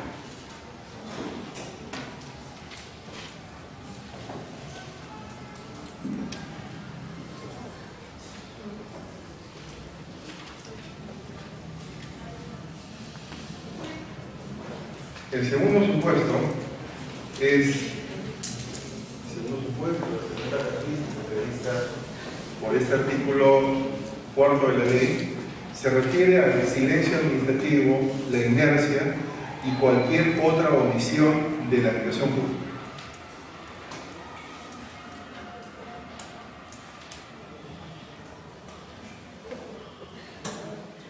En realidad, este tema, digamos, lo que hace la ley es abrir en una cuenta el abanico de actuaciones, pero insisto una vez, de manera ilustrativa, porque ya el primer párrafo decía todas. Y esto es importante porque, por ejemplo, en España, donde sus leyes del contencioso también decían toda actuación. Sin embargo, en la práctica, los jueces lo interpretaron de otra manera. Los jueces interpretaron que si no había un acto administrativo, no hay contencioso. ¿De acuerdo? El contencioso es un juicio al acto. Y punto, nada más. Así se interpretó. En muchos países, no solamente en España. Lo que es más, en verdad, sí nace el contencioso administrativo. El contencioso nace prácticamente como un juicio al acto. Es decir, el objeto del contencioso es cuestionar el acto administrativo. Y eso es falso, porque como sabemos, es la vía normal y ordinaria para el control de la administración. Bueno, la vía normal es el Poder Judicial, para que el particular afectado se pueda defender. Ojo, este no es el control de la Contraloría, este no es el control que pueda hacer el jefe. No, este es el control que la Constitución prevé para el privado, para el destinatario, para aquel ajeno a la administración que ha sido afectado por la administración. Ese es el control administrativo. Pues entonces, si fuera así, ¿de acuerdo? Era un vacío, era un hueco, en buena cuenta, en el sistema de defensa, el que no se perdiera en otros países y la jurisprudencia rechazase, que también se podía impugnar la no actuación de la administración, la no actuación ilegal, la no actuación perjudicial, la inercia, la flojera. O, por ejemplo, ¿qué sucedía con el tema, un tema muy elemental, el silencio administrativo negativo? Pero precisamente el silencio negativo se ha previsto como una figura jurídica para efecto de darle armas al privado para que pueda reaccionar frente a la no decisión de la administración pública. Por eso la ley peruana, en ese sentido gráfico, en ese sentido didáctico, en ese sentido ilustrativo, pone expresamente en un capítulo aparte, en un acápite diferente al acto, dice el silencio administrativo, la inercia y cualquier otra omisión de la administración. Claro, siempre que fuera inercia o omisión legal. Vamos a separar y vamos a dividir este numeral en dos partes. Vamos a hablar del silencio administrativo y luego vamos a hablar de inercia o cualquier otra omisión. ¿De acuerdo? Para ver este supuesto. El silencio administrativo. Todos sabemos qué es el silencio administrativo. Es una figura prevista por ordenamiento administrativo, que realmente creo que nace en el derecho administrativo, luego inspira el derecho constitucional en algunos supuestos, pero nace en el derecho administrativo. Y en verdad conocemos que hay dos modalidades, el positivo y el negativo, ¿verdad? Eso es lo que todos nos han enseñado y lo hemos visto en la práctica, conocemos todo el mundo, ¿verdad? Hay casos en los cuales no pronunciamiento de la administración entre los plazos legales, podemos entender que es un no, y si queremos esperamos, y si queremos seguimos impugnando. Y el positivo es el mejor, porque el positivo es que no te primero en el plazo, entonces me libero de lo que dices y hago lo que tengo que hacer. Y además entiendo que es un sí. Y además es automático. Vamos a verlo con más detalle, porque ese es el positivo. Realmente el silencio administrativo, toda la bibliografía dice que nace en Francia hacia el año 1902.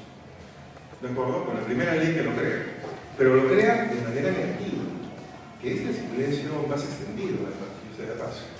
¿Por qué el negativo no es el primero? Porque el silencio negativo es un mecanismo de garantía del privado. ¿Por qué de garantía del privado? ¿Por qué no es un silencio que está reconociendo la flojera de la administración? No está reconociendo la flojera, para nada. Es un mecanismo de defensa, de garantía del privado, que no lo obliga, porque puede ser de garantía. El silencio administrativo no es obligatorio para el privado, no, es una garantía. Hace 20 años había gente que entendía que si se producía el silencio negativo, es decir, eso tal vez no era tan bueno el privado, porque tenía que estar pendiente del cómputo del plazo, porque de inmediato comenzaba el plazo para poder impugnarlo. O hicieron garantía cuando comienza el plazo. Y toda la década del 90, hasta el año 2001-2002, la jurisprudencia del Tribunal Constitucional de entonces lo entendía así, lo cual era una atrocidad jurídica. Lo voy a explicar. Históricamente, el silencio administrativo negativo nace para lo siguiente: nace como un mecanismo de compensación de otra regla, que todos estoy seguro la conocemos. ¿Qué regla compensa el silencio negativo? Compensa la regla de agotamiento de la vía previa.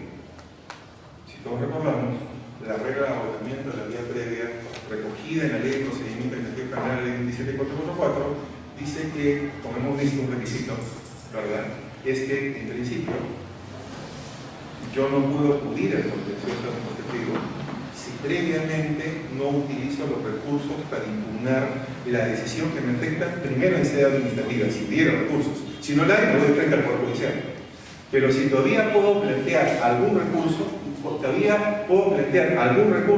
siempre que no sea voluntario, si es voluntario, si yo no lo hago en el Poder Judicial, entonces tengo yo que agotar la vía administrativa. Por ejemplo, si es una resolución directoral y hay un funcionario superior jerárquico, no sé, será el subdirector, de acuerdo o no, el más alto de autoridad administrativa todavía, yo no puedo ir al contencioso contra la acción subdirectoral.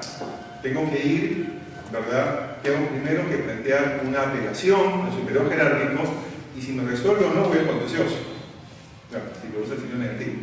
¿De acuerdo o no? Es decir, si ya estoy en el superior jerárquico, si el acto administrativo que me afecta fue emitido por el alcalde, el ministro, el presidente regional, el titular de un organismo público con personalidad jurídica, ¿de acuerdo o no? Ahí no tengo que apelar. Yo no tengo dónde apelar. No hay dónde apelar. El Consejo Municipal no es superior al alcalde. El Consejo Regional no es superior al presidente regional en sede administrativa. ¿De acuerdo? El ministro no es superior a un organismo público, el titular de un organismo público. El presidente de la República no es superior al ministro en sede administrativa.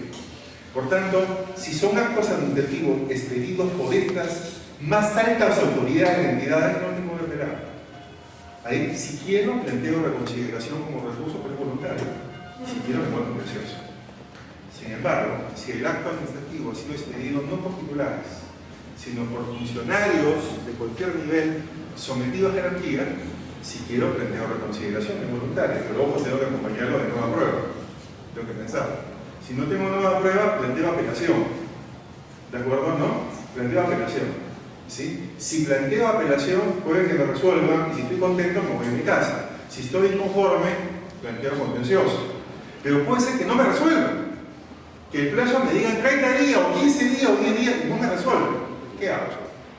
Si estoy obligado a agotar la vida, significa que tengo que quedarme cruzado de brazos.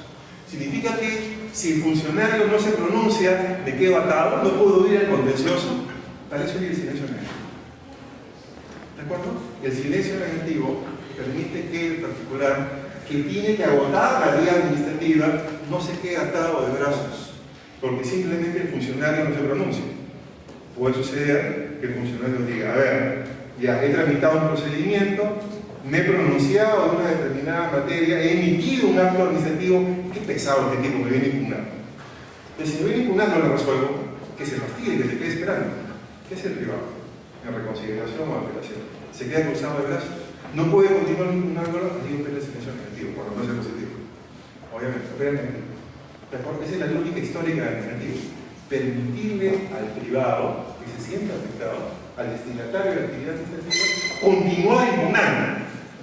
No quedar encadenado en una cuenta a la buena o mala voluntad de la entidad administrativa o del funcionario, sino continuar impugnando en una cuenta la decisión administrativa, para poder llegar a obtener la tutela de sus derechos, la tutela judicial, poder llegar al contencioso.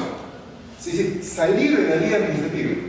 Pero ojo, esa figura, que es el silencio negativo, es en garantía del privado. Por tanto, no es obligatorio, como todos lo sabemos. Es decir, por tanto, si por ejemplo el Estado, la administración tenía 30 días para pronunciarse, 30 días hábiles, un mes y medio, no lo hace. No es que el día 31 el particular, ya, entonces puede continuar impugnando en sede administrativa, si fuera el caso en sede judicial, a partir del 31, pero tiene el plazo que prevé la ley para impugnar. 15 días en sede administrativa y 3 meses de... No tiene plazo. La falta no es de él, es que la administración no se pronuncia.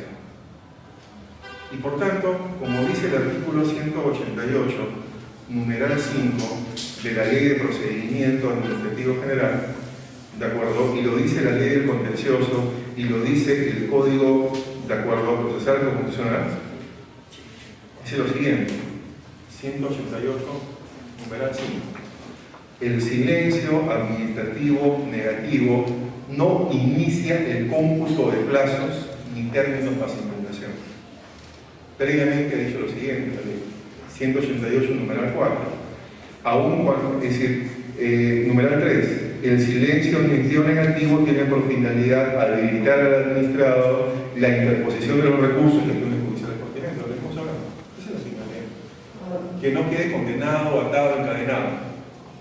Le permite poder continuar impugnando.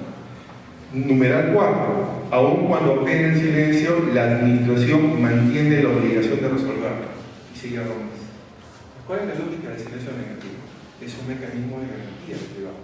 Un mecanismo de garantía que le permite al privado, si la administración no cumple con un dentro del plazo, continuar impugnando en sede administrativa si corresponde o acudir al Poder Judicial. ¿De acuerdo? Y por tanto es un derecho del administrado, no una obligación de él. El administrado, si la administración no se pronuncia en 30 días y no se pronuncia en 5 años, el administrado puede igual dentro de 5 años plantear el recurso que corresponde, si fuera el caso, prefiere la demanda. Contra él no corre plazo. Porque quien está en falta no es él, es la administración. Por eso es una técnica de garantía del privado. Esto lamentablemente no se entendía en la década del 90.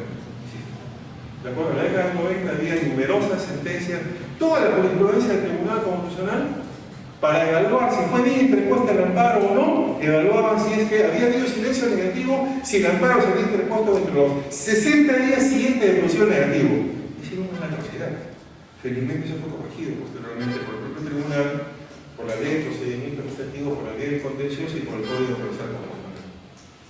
Lo que está diciendo la ley del contencioso, que una actuación impugnable, una de las tantas, es el silencio, está hablando del silencio negativo. ¿De acuerdo? Está hablando del silencio negativo.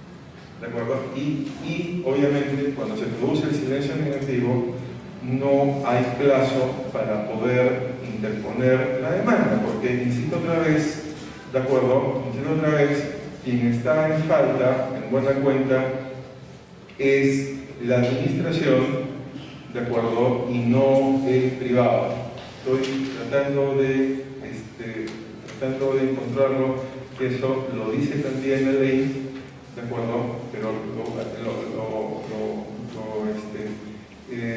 miren ustedes, en el artículo 19 de la ley del contencioso, numeral 3 de la ley del contencioso, último párrafo, dice lo siguiente: cuando se trate de inercia o cualquier omisión distintas al tema del silencio, dice, no se computa el plazo para interponer la demanda. ¿De acuerdo? Es decir, no se computa el plazo para interponer la demanda.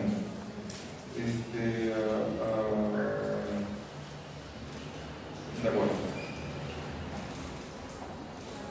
Ha habido en algún momento en que la ley del contencioso, eso fue modificado felizmente en el 2008, por un error, no me acuerdo en qué año de la vigencia de esta ley, ¿de acuerdo? Se dijo que si es que se producía silencio negativo, el legislador muy buena gente dijo el plazo es de 6 meses. ¿De acuerdo? ¿Sí? Felizmente no está suprimido. Y cuando hay silencio negativo no hay plazo. Comento rápidamente el silencio positivo por un tema de cultura general que seguro ustedes conocen. Que no es el caso, porque el silencio positivo nadie lo va a impugnar, cuando menos no beneficiado. ¿De acuerdo? ¿Qué ocurre con el silencio positivo? El silencio positivo, a diferencia del negativo, sí genera un acto administrativo tácito. Es decir, tengamos en claro lo siguiente. Cuando la ley dice que en un determinado procedimiento administrativo, si la administración no se pronuncia al vencimiento del plazo, se genera el silencio negativo, es porque no se ha producido la administración. El silencio negativo no es más que una no actuación, es más que un hecho, la no actuación, inercia, el no pronunciamiento, al cual la ley permite que el privado, si quiere, le asigne efectos jurídicos. ¿Cuál es el efecto jurídico? Que si quiere continúa esperando o si quiere lo utiliza para continuar impugnando. Pero no produce un acto administrativo. No hay pronunciamiento. Acá. ¿De acuerdo? Por tanto, yo siempre sugiero a mis alumnos en licenciatura que reaccionen mal si algún funcionario les dice ya que contesté por silencio negativo. Que les conteste muy mal. ¿De acuerdo? Porque no hay respuesta por silencio negativo. Pero el silencio negativo no es una respuesta. El silencio negativo no es sino un hecho al cual la ley permite que el particular le asigne si quiere efecto jurídico y si quiere no. Eso es. En cambio, en el silencio positivo es al revés. En el silencio positivo sí hay un acto impedido tácito. Al vencimiento del plazo, imaginemos 30 días o 15 días o 10 días, si la administración no se ha pronunciado, en ese momento del vencimiento hay un acto impedido tácito. Y por tanto, el pronunciamiento tardío de la administración en el día 31 es ilegal. Y yo prefiero decirle a mis clientes que lo impugnen, que no lo hagan, porque si no habría dos actos administrativos. El acto tácito, que dice sí, que accede a lo que ha pedido el privado, y el acto expreso tardío que dice que no. Y me da miedo que haya un acto expreso por escrito como resolución que diga que no. ¿De acuerdo? Por tanto, si un cliente mío ganó por silencio positivo un derecho, una licencia, presión o permiso, de acuerdo, en buena hora, lo ganó. Pero si la administración tardíamente se pronuncia, debe impugnar.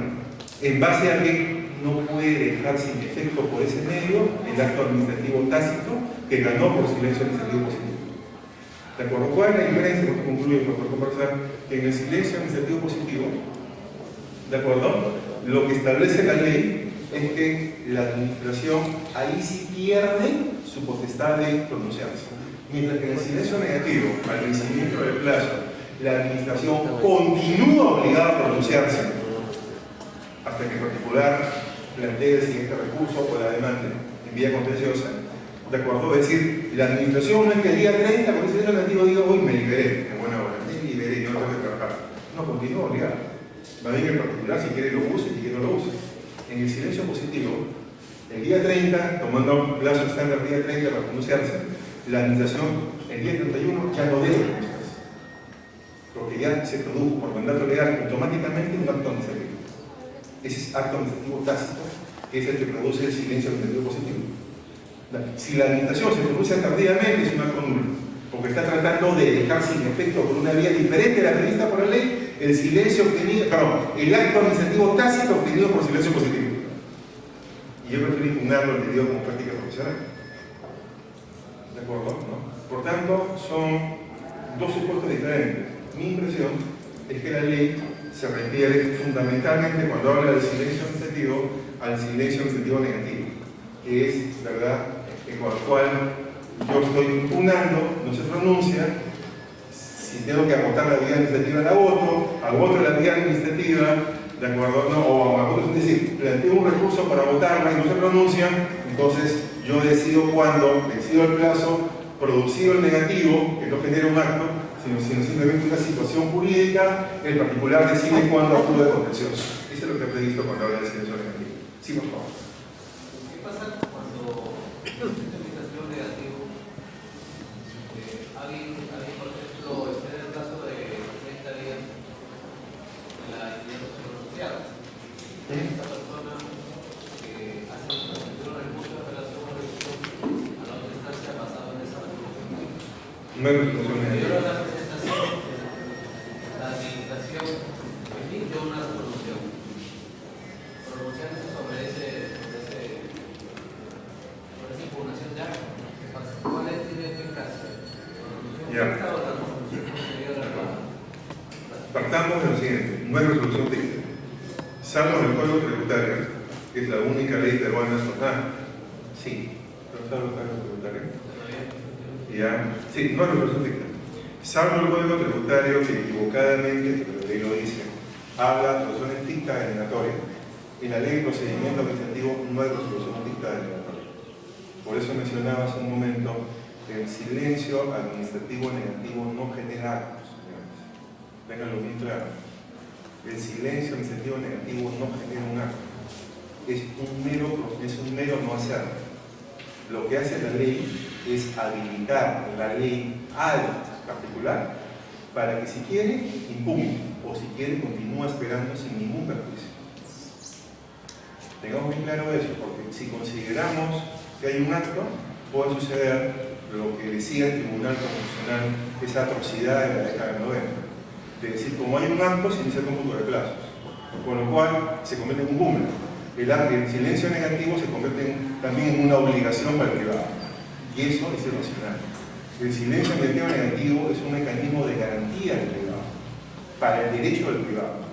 Por tanto, como mencioné hace un momento, lo que dice el artículo 188 de la Ley de Procedimiento Administrativo General, el numeral 3 es la siguiente secuencia.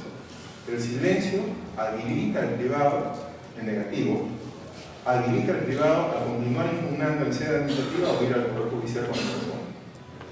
En segundo lugar, ¿de acuerdo? El silencio negativo mantiene la obligación de la administración de pronunciarse. No ha emitido ningún acto administrativo.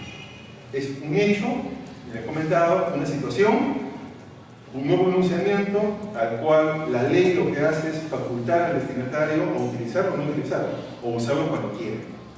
Por eso el 188 numeral 4 dice, aun cuando opere el silencio administrativo negativo, la administración mantiene la obligación de resolver. Repito, por favor.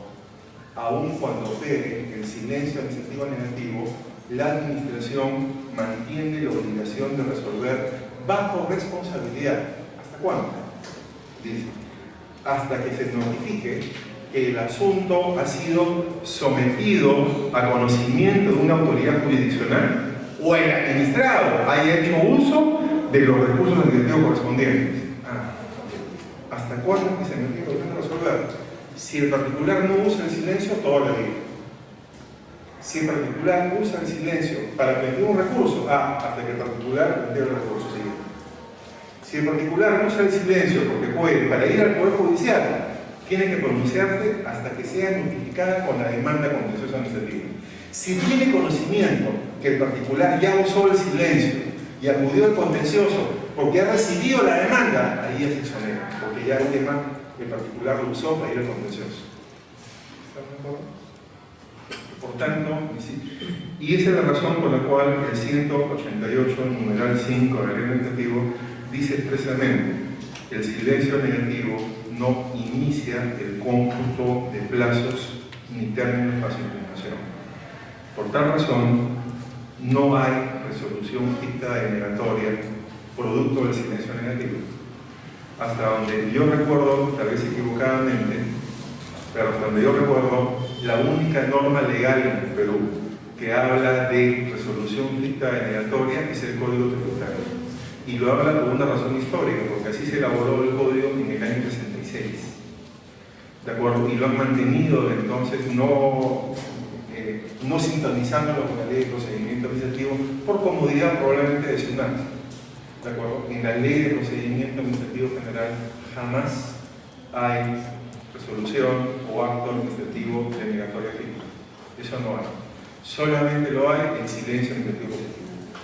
Y la razón por la cual no lo hay es para evitar la confusión de que alguien diga, como hay un acto administrativo se inicia el cómputo de plazos. Eso es una perversión jurídica. No hay cómputo de plazos. No sé si ponemos los cómputos de acuerdo, ¿no? Eso es respecto al acto administrativo, de acuerdo, que es parte de las actuaciones previstas en el numeral 2. Hay una segunda parte en el numeral 2 cuando dice la inercia o cualquier otra omisión. ¿A qué se está refiriendo con inercia o cualquier otro tipo de omisión? Simplemente una no actuación, es decir, ¿de acuerdo? No cumplimiento de sus funciones. Si ese no cumplimiento de sus funciones es ilegal, ese no cumplimiento, ¿de acuerdo?, es no cumplir además un mandato legal, se puede acudir al contencioso. Tengamos en claro que es también el objeto de la acción de cumplimiento.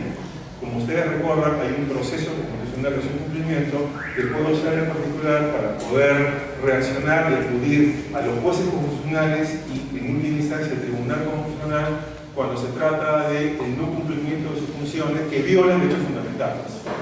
Acá, cuando la ley lo ha considerado para que la vía normal sea el contencioso, como vengo hablando, y no el proceso de cumplimiento. ¿De acuerdo?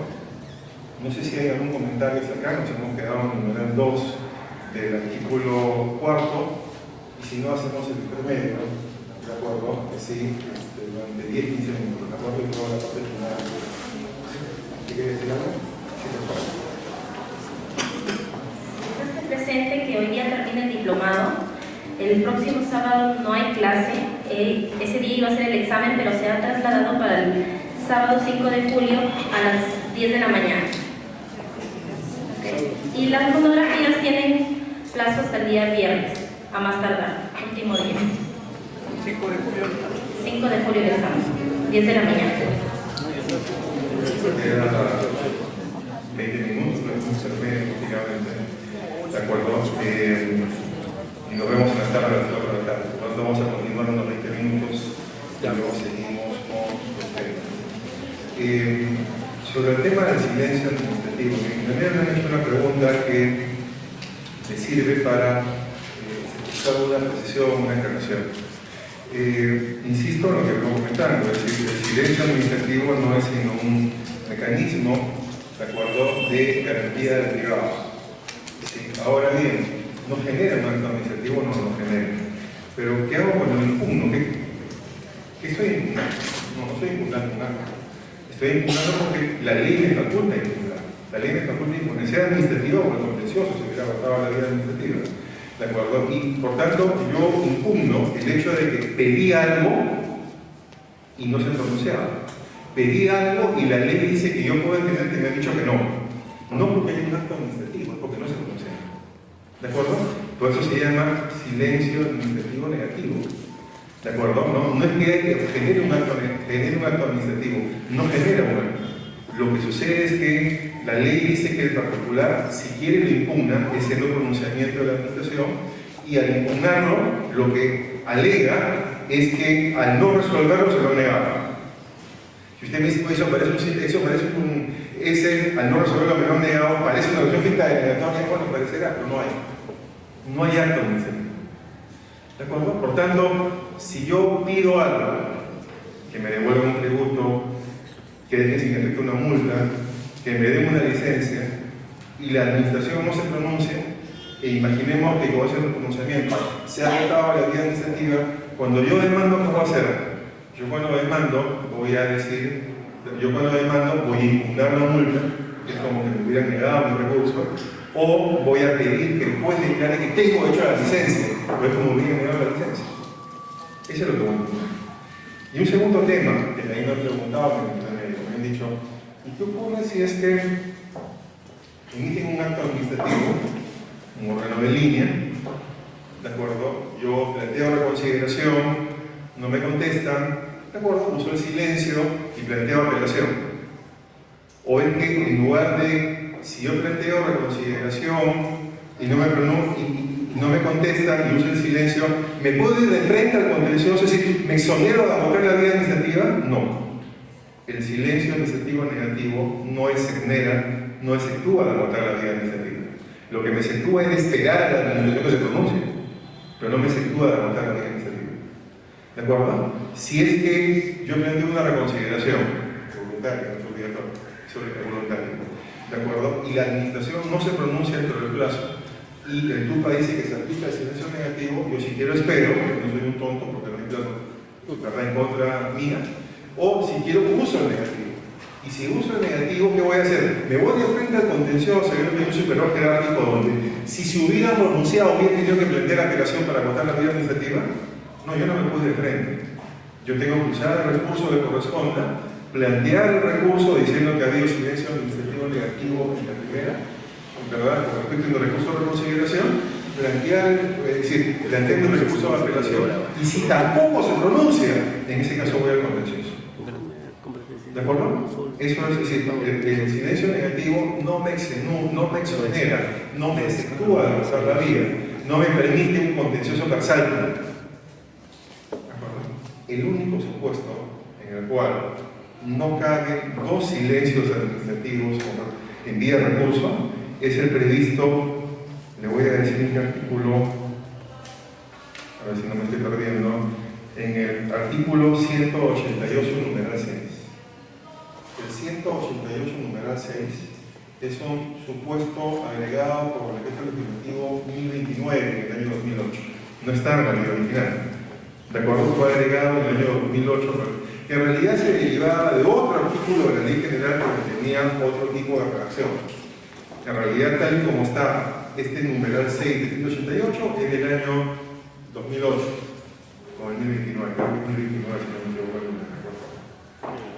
¿de acuerdo? ¿Qué es lo que ocurre acá? Acá sí es muy importante, ya de cuenta, es una importante garantía prevista por la ley. ¿Cuál es? En el caso de sanciones, sanción únicamente sancionadora, no licencias, no pensiones, no otro tema. Lo que dice la ley, la voy a explicar y luego la leo, porque si uno la lee, probablemente puede ponernos más. Si me aplican una sanción y yo planteo reconsideración, perfecto. Si me lo resuelven, ya no sigamos a la continuidad impugnando, etc. Pero si no me resuelven por el plazo, por tanto se produce el negativo, claro, si yo continúo esperando no pasa nada. Pero si yo uso el negativo para impugnar, el siguiente recurso, que debería ser normalmente apelación, ocurre lo siguiente. ¿Sí me entiendes? Es decir, me aplica una multa, esa es la hipótesis. Hipótesis 1. Hipótesis 2.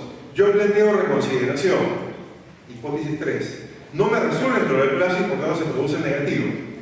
Hipótesis 4. Yo uso el negativo cuando quiero, pero planteo mi apelación. ¿De acuerdo? Hipótesis ya perdí la cuenta, 5 o 6. ¿De acuerdo? Tampoco se pronuncia en la administración. ¿De acuerdo? Si planteo apelación usando el negativo y tampoco se pronuncia en la administración. Consecuencia 6 o 7. Se aplica el positivo. Y me libero del momento. ¿Estamos de acuerdo? Eso dice el 188 numeral 6. Miren lo que dice.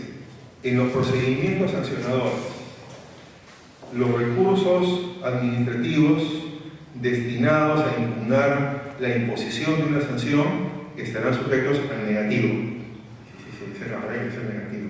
Pero miren lo que dice a continuación, punto seguido.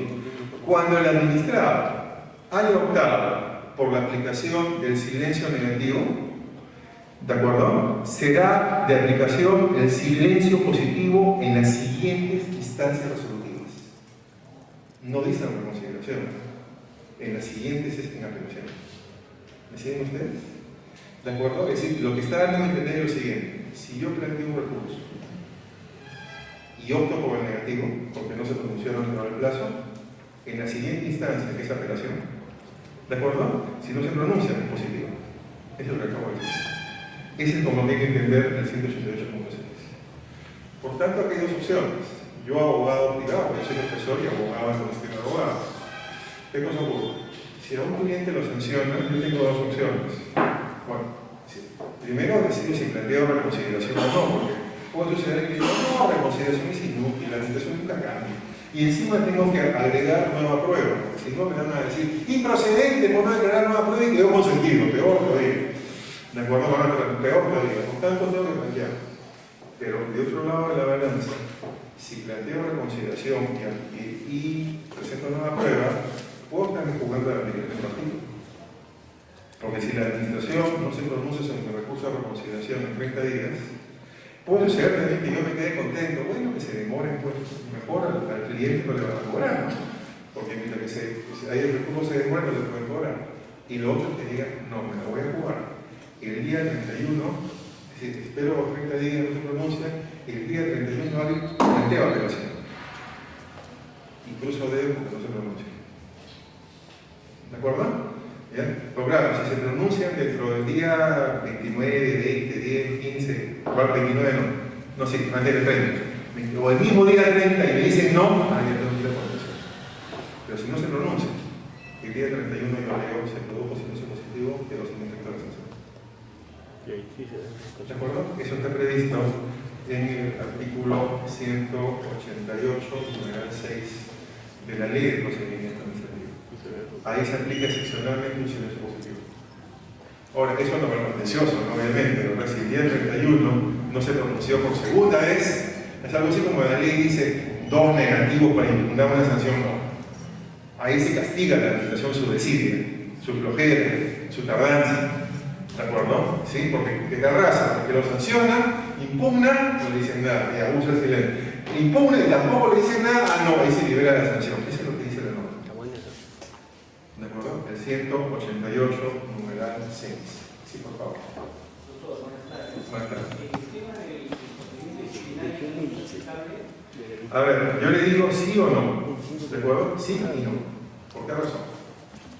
Porque todavía está vigente una norma en el capítulo de la ley de procedimiento de la potestad sancionadora, ¿de acuerdo? Que dice lo siguiente, miren ustedes lo que dice. El artículo 229, ¿de acuerdo? Numeral 3. ¿Qué dice? La potestad sancionadora disciplinaria sobre el personal se rige por la normativa sobre la materia. Alguien puede decir, no, si no está previsto en el 276 o en las normas del Código de Ética, no está bien. O también usted puede decir, no, lo que dice es que no se rige el capítulo sancionador, pero el 188 numeral 6 está en la parte de silencio, finalización del procedimiento. Por lo tanto, sí se puede poner. En principio, le diría que sí se puede. Bueno, no, pero a alguien le puede agregar este párrafo de la carga. Pero en principio sí se puede. ¿De acuerdo? Pero siempre pudiera, pero ojo, no es que yo apelo, es decir, el único recurso que planteo es apelación. Y no se pronuncia, no importa que se vea reconciliación voluntaria. La norma está prevista, aunque no lo diga así tan expreso como uno quisiera, pero sí está en la norma, es que yo primero tengo un recurso de reconciliación. Pero ojo, para que vaya tiene que haber una puedo instrumental, si no me va a caer improcedente. Y cuando me cae improcedente, vos tenés que debatir, si no estoy de acuerdo, porque yo digo que sí presenté nueva prueba, ¿sí? Pero ya voy como una cero. Pero voy a perder la apelación diciendo es mentira, que siempre, porque además cuando me creen improcedente con una nueva prueba, me van a decir, y además yo consentido la. ¿De acuerdo? Con lo cual vos tenés que decir, no, apelo y digo que es mentira la improcedencia, que sí presenté una prueba, y sobre el tema de fondo, yo tengo que apelar dos cosas. Yo voy a tener cuidado con el factor de consideración de presentar nueva prueba. ¿De acuerdo? La nueva prueba. ¿De acuerdo? ¿No? Y ahí sí está un punto de plazos. Y usar el día 31 conviene, usar el día 31, antes que se pronuncie. ¿De acuerdo? ¿No? Y jugármela para que en la apelación tampoco se pronuncie. Pero tiene que haber una reconciliación previa. La nueva prueba es muy clara para mí. La nueva prueba no es prueba posterior a la resolución. Nueva prueba es prueba que no se tuvo en cuenta a la hora de resolver. ¿En la reconsideración? No, en el acto administrativo. Te digo. Nueva prueba no es prueba sobreviviente. ¿Por qué razón nueva prueba no es prueba sobreviviente, sino prueba que no se tuvo en el expediente? Porque, oye, solo justifica que usted acuda al funcionario que ya se pronunció de forma A para decirle que se ha equivocado y que ha tenido que resolver de la forma B si usted acompaña nueva prueba. Sobre cuestiones de derecho. Si su problema es solamente jurídico, vaya a reconsideración. Y en reconsideración ya no va a funcionar número 6. Perdón, vaya a apelación. Ahora, si usted tiene problemas de hecho, porque usted considera que se pronunció no tuvo en cuenta todos los elementos de prueba sobre hechos, y además tiene usted consideraciones jurídicas, puede de reconsideración, porque no es de reconsideración, solo la prueba de hechos, no, es necesariamente hechos, pero también jurídico, si usted quiere. Pero si es solamente jurídico, no vaya a reconsideración, se lo van a declarar improcedente y yo le den problemas. Si es solamente jurídico, vaya a apelación. Cuidado también, yo en apelación voy por cuestiones de hechos jurídicos. Hay gente que cree, no, reconsideración es solo para hechos y apelación solo para jurídico, mentira. ¿De acuerdo? Es decir, para ir a reconsideración tengo que presentar nueva prueba para cuestionar los hechos y si quiero, acompaño también, la verdad, cuestionamientos jurídicos. En apelación no es que esté reservado solo para jurídico. Si yo tengo, imaginemos, nueva prueba y cuestionamientos de hecho, es objetivo reconsideración. Porque yo puedo decir, ¿para qué voy a volver? Este funcionario no va a cambiar la opinión. Me odio por hacerlo así. Me voy en apelación. Y en apelación presento nueva prueba, hechos, discuto hechos y derechos. Pero hay gente que equivocadamente divide y cree, no, uno es derecho y otro es hecho. Mentira, no es así. No sé si con eso la prueba. ¿De acuerdo? Entonces, silencio negativo es una garantía, no es una obligación. El silencio negativo no genera un acto, jamás. El silencio negativo no exime, no exonera, no libra a la administración de resolver, continúa obligada a resolver hasta que el particular lo usa. ¿De 4. El silencio administrativo no obliga al particular, es una garantía. 5. El silencio administrativo no inicia el voto de plazo, lo dice la ley. ¿De acuerdo? Y 7. Que el silencio administrativo no exonera de aportar la vía administrativa. En negativo. ¿Verdad? En fin, aprovecho lo contencioso para tratar el silencio administrativo, como ustedes verán, para que todo lo que estoy diciendo está en la ley. Y está en el artículo 188 de la ley, todo lo que vengo diciendo. Y además, complementariamente, en la ley de contencioso y en el Código Procesal Constitucional, en lo que corresponda, ¿verdad?, para impugnar en vía del Código Procesal Constitucional. ¿De acuerdo?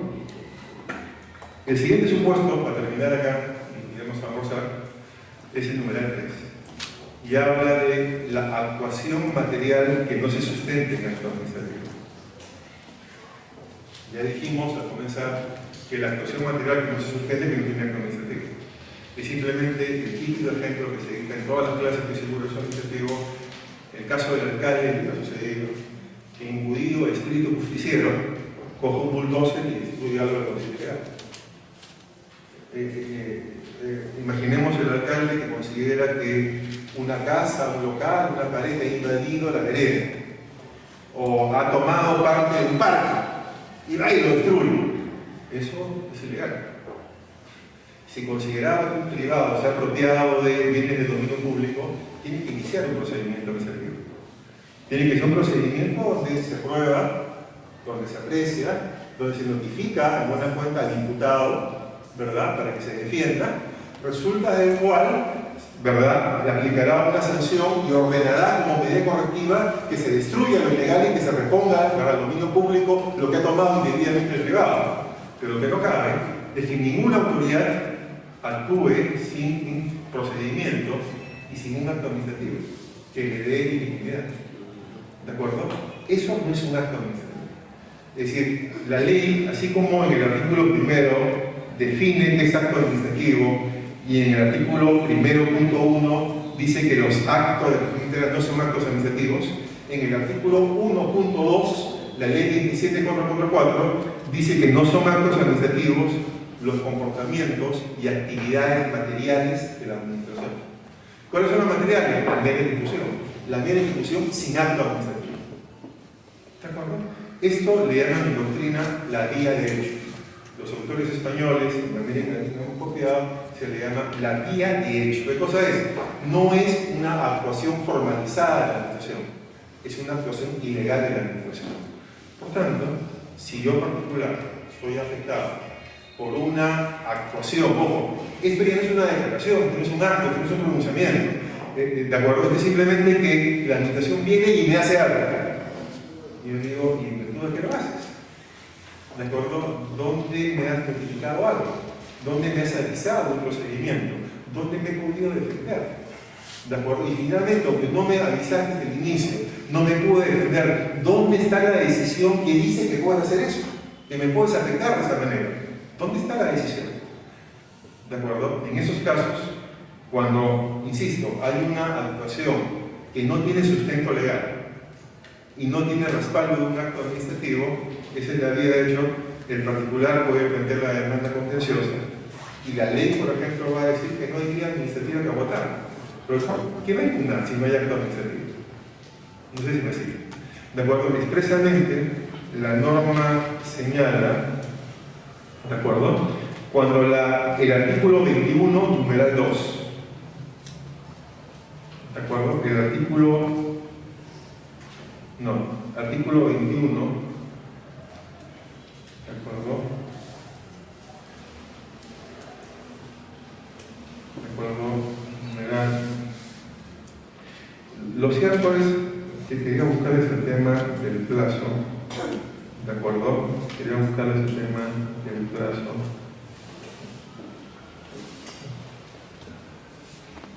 Sí.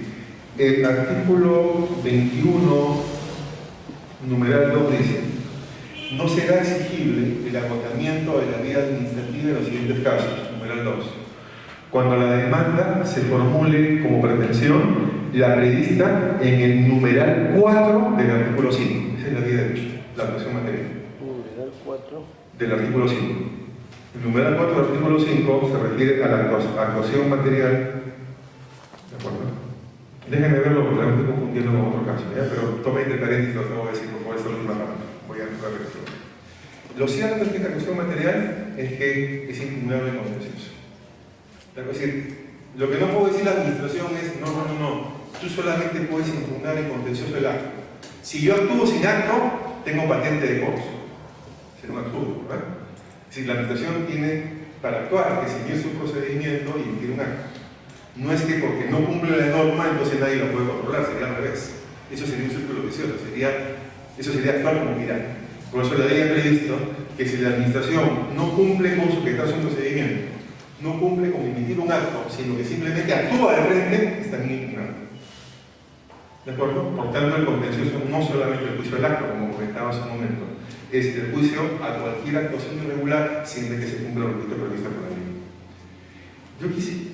Caben otras 3 actuaciones más, una de las cuales ya dije, realmente está en el aire, en tema de conversación, pero como es solo una y no quisiera borrar, yo quisiera parar acá, suspender por ahora, con cargo de iniciarlo a las 4 de la tarde con la tolerancia del caso. Pero, por ejemplo, escuchen, denme 2 minutos por favor, uno para contrabandear un anuncio, con el permiso del Colegio de Abogados Chiclayo. ¿De acuerdo? No voy a aprovecharme, como ocurre en televisión o en radio, una cuña informativa.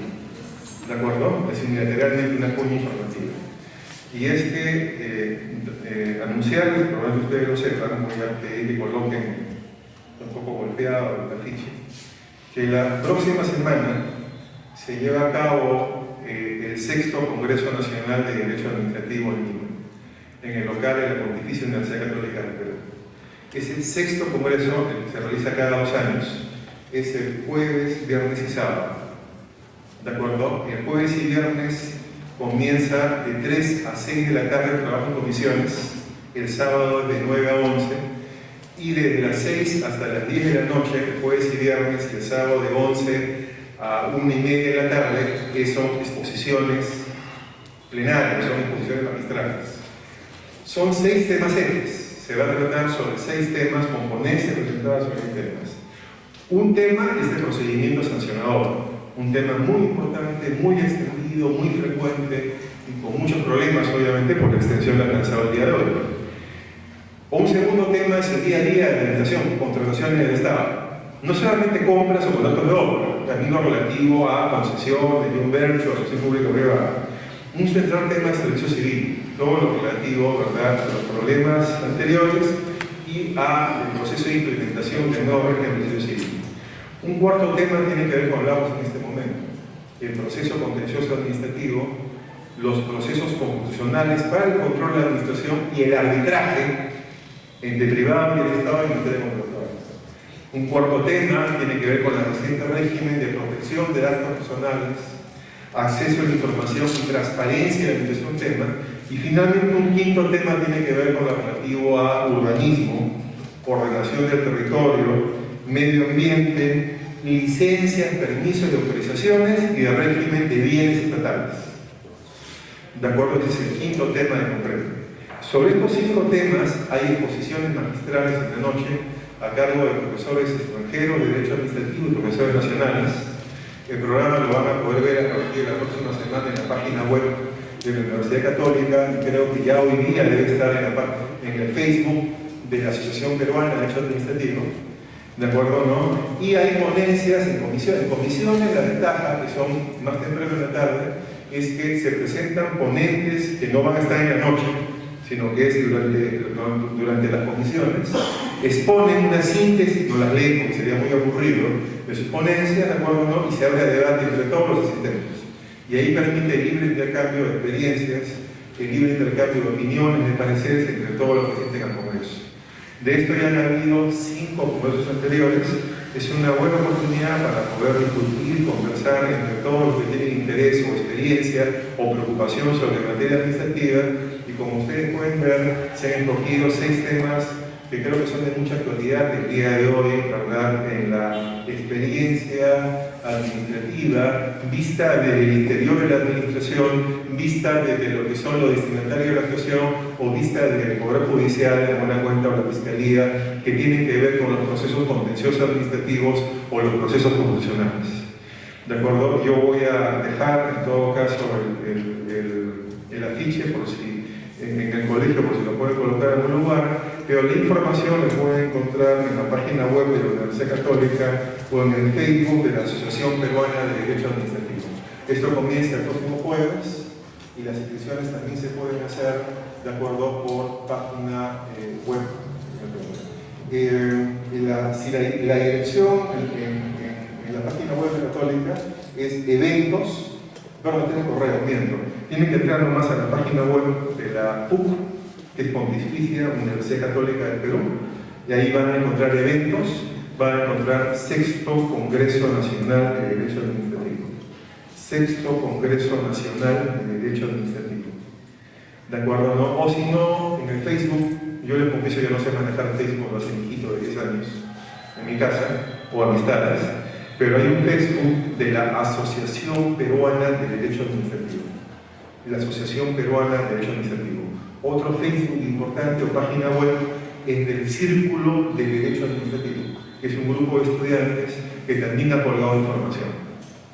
¿De acuerdo? El programa, yo creo que la Católica lo va a colgar recién el día lunes, pero me parece que el Facebook de la Asociación Peruana de Derecho Administrativo ya puede contener en estos momentos, probablemente a partir del día de hoy, o ahora o más tarde, ese programa que va a ser colgado por la Católica después y que obviamente va a ser entregado a los registros.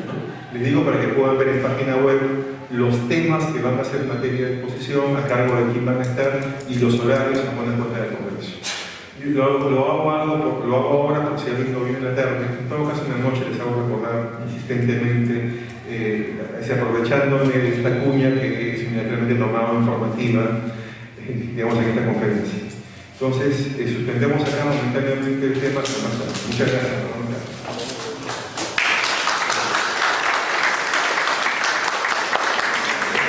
Gracias.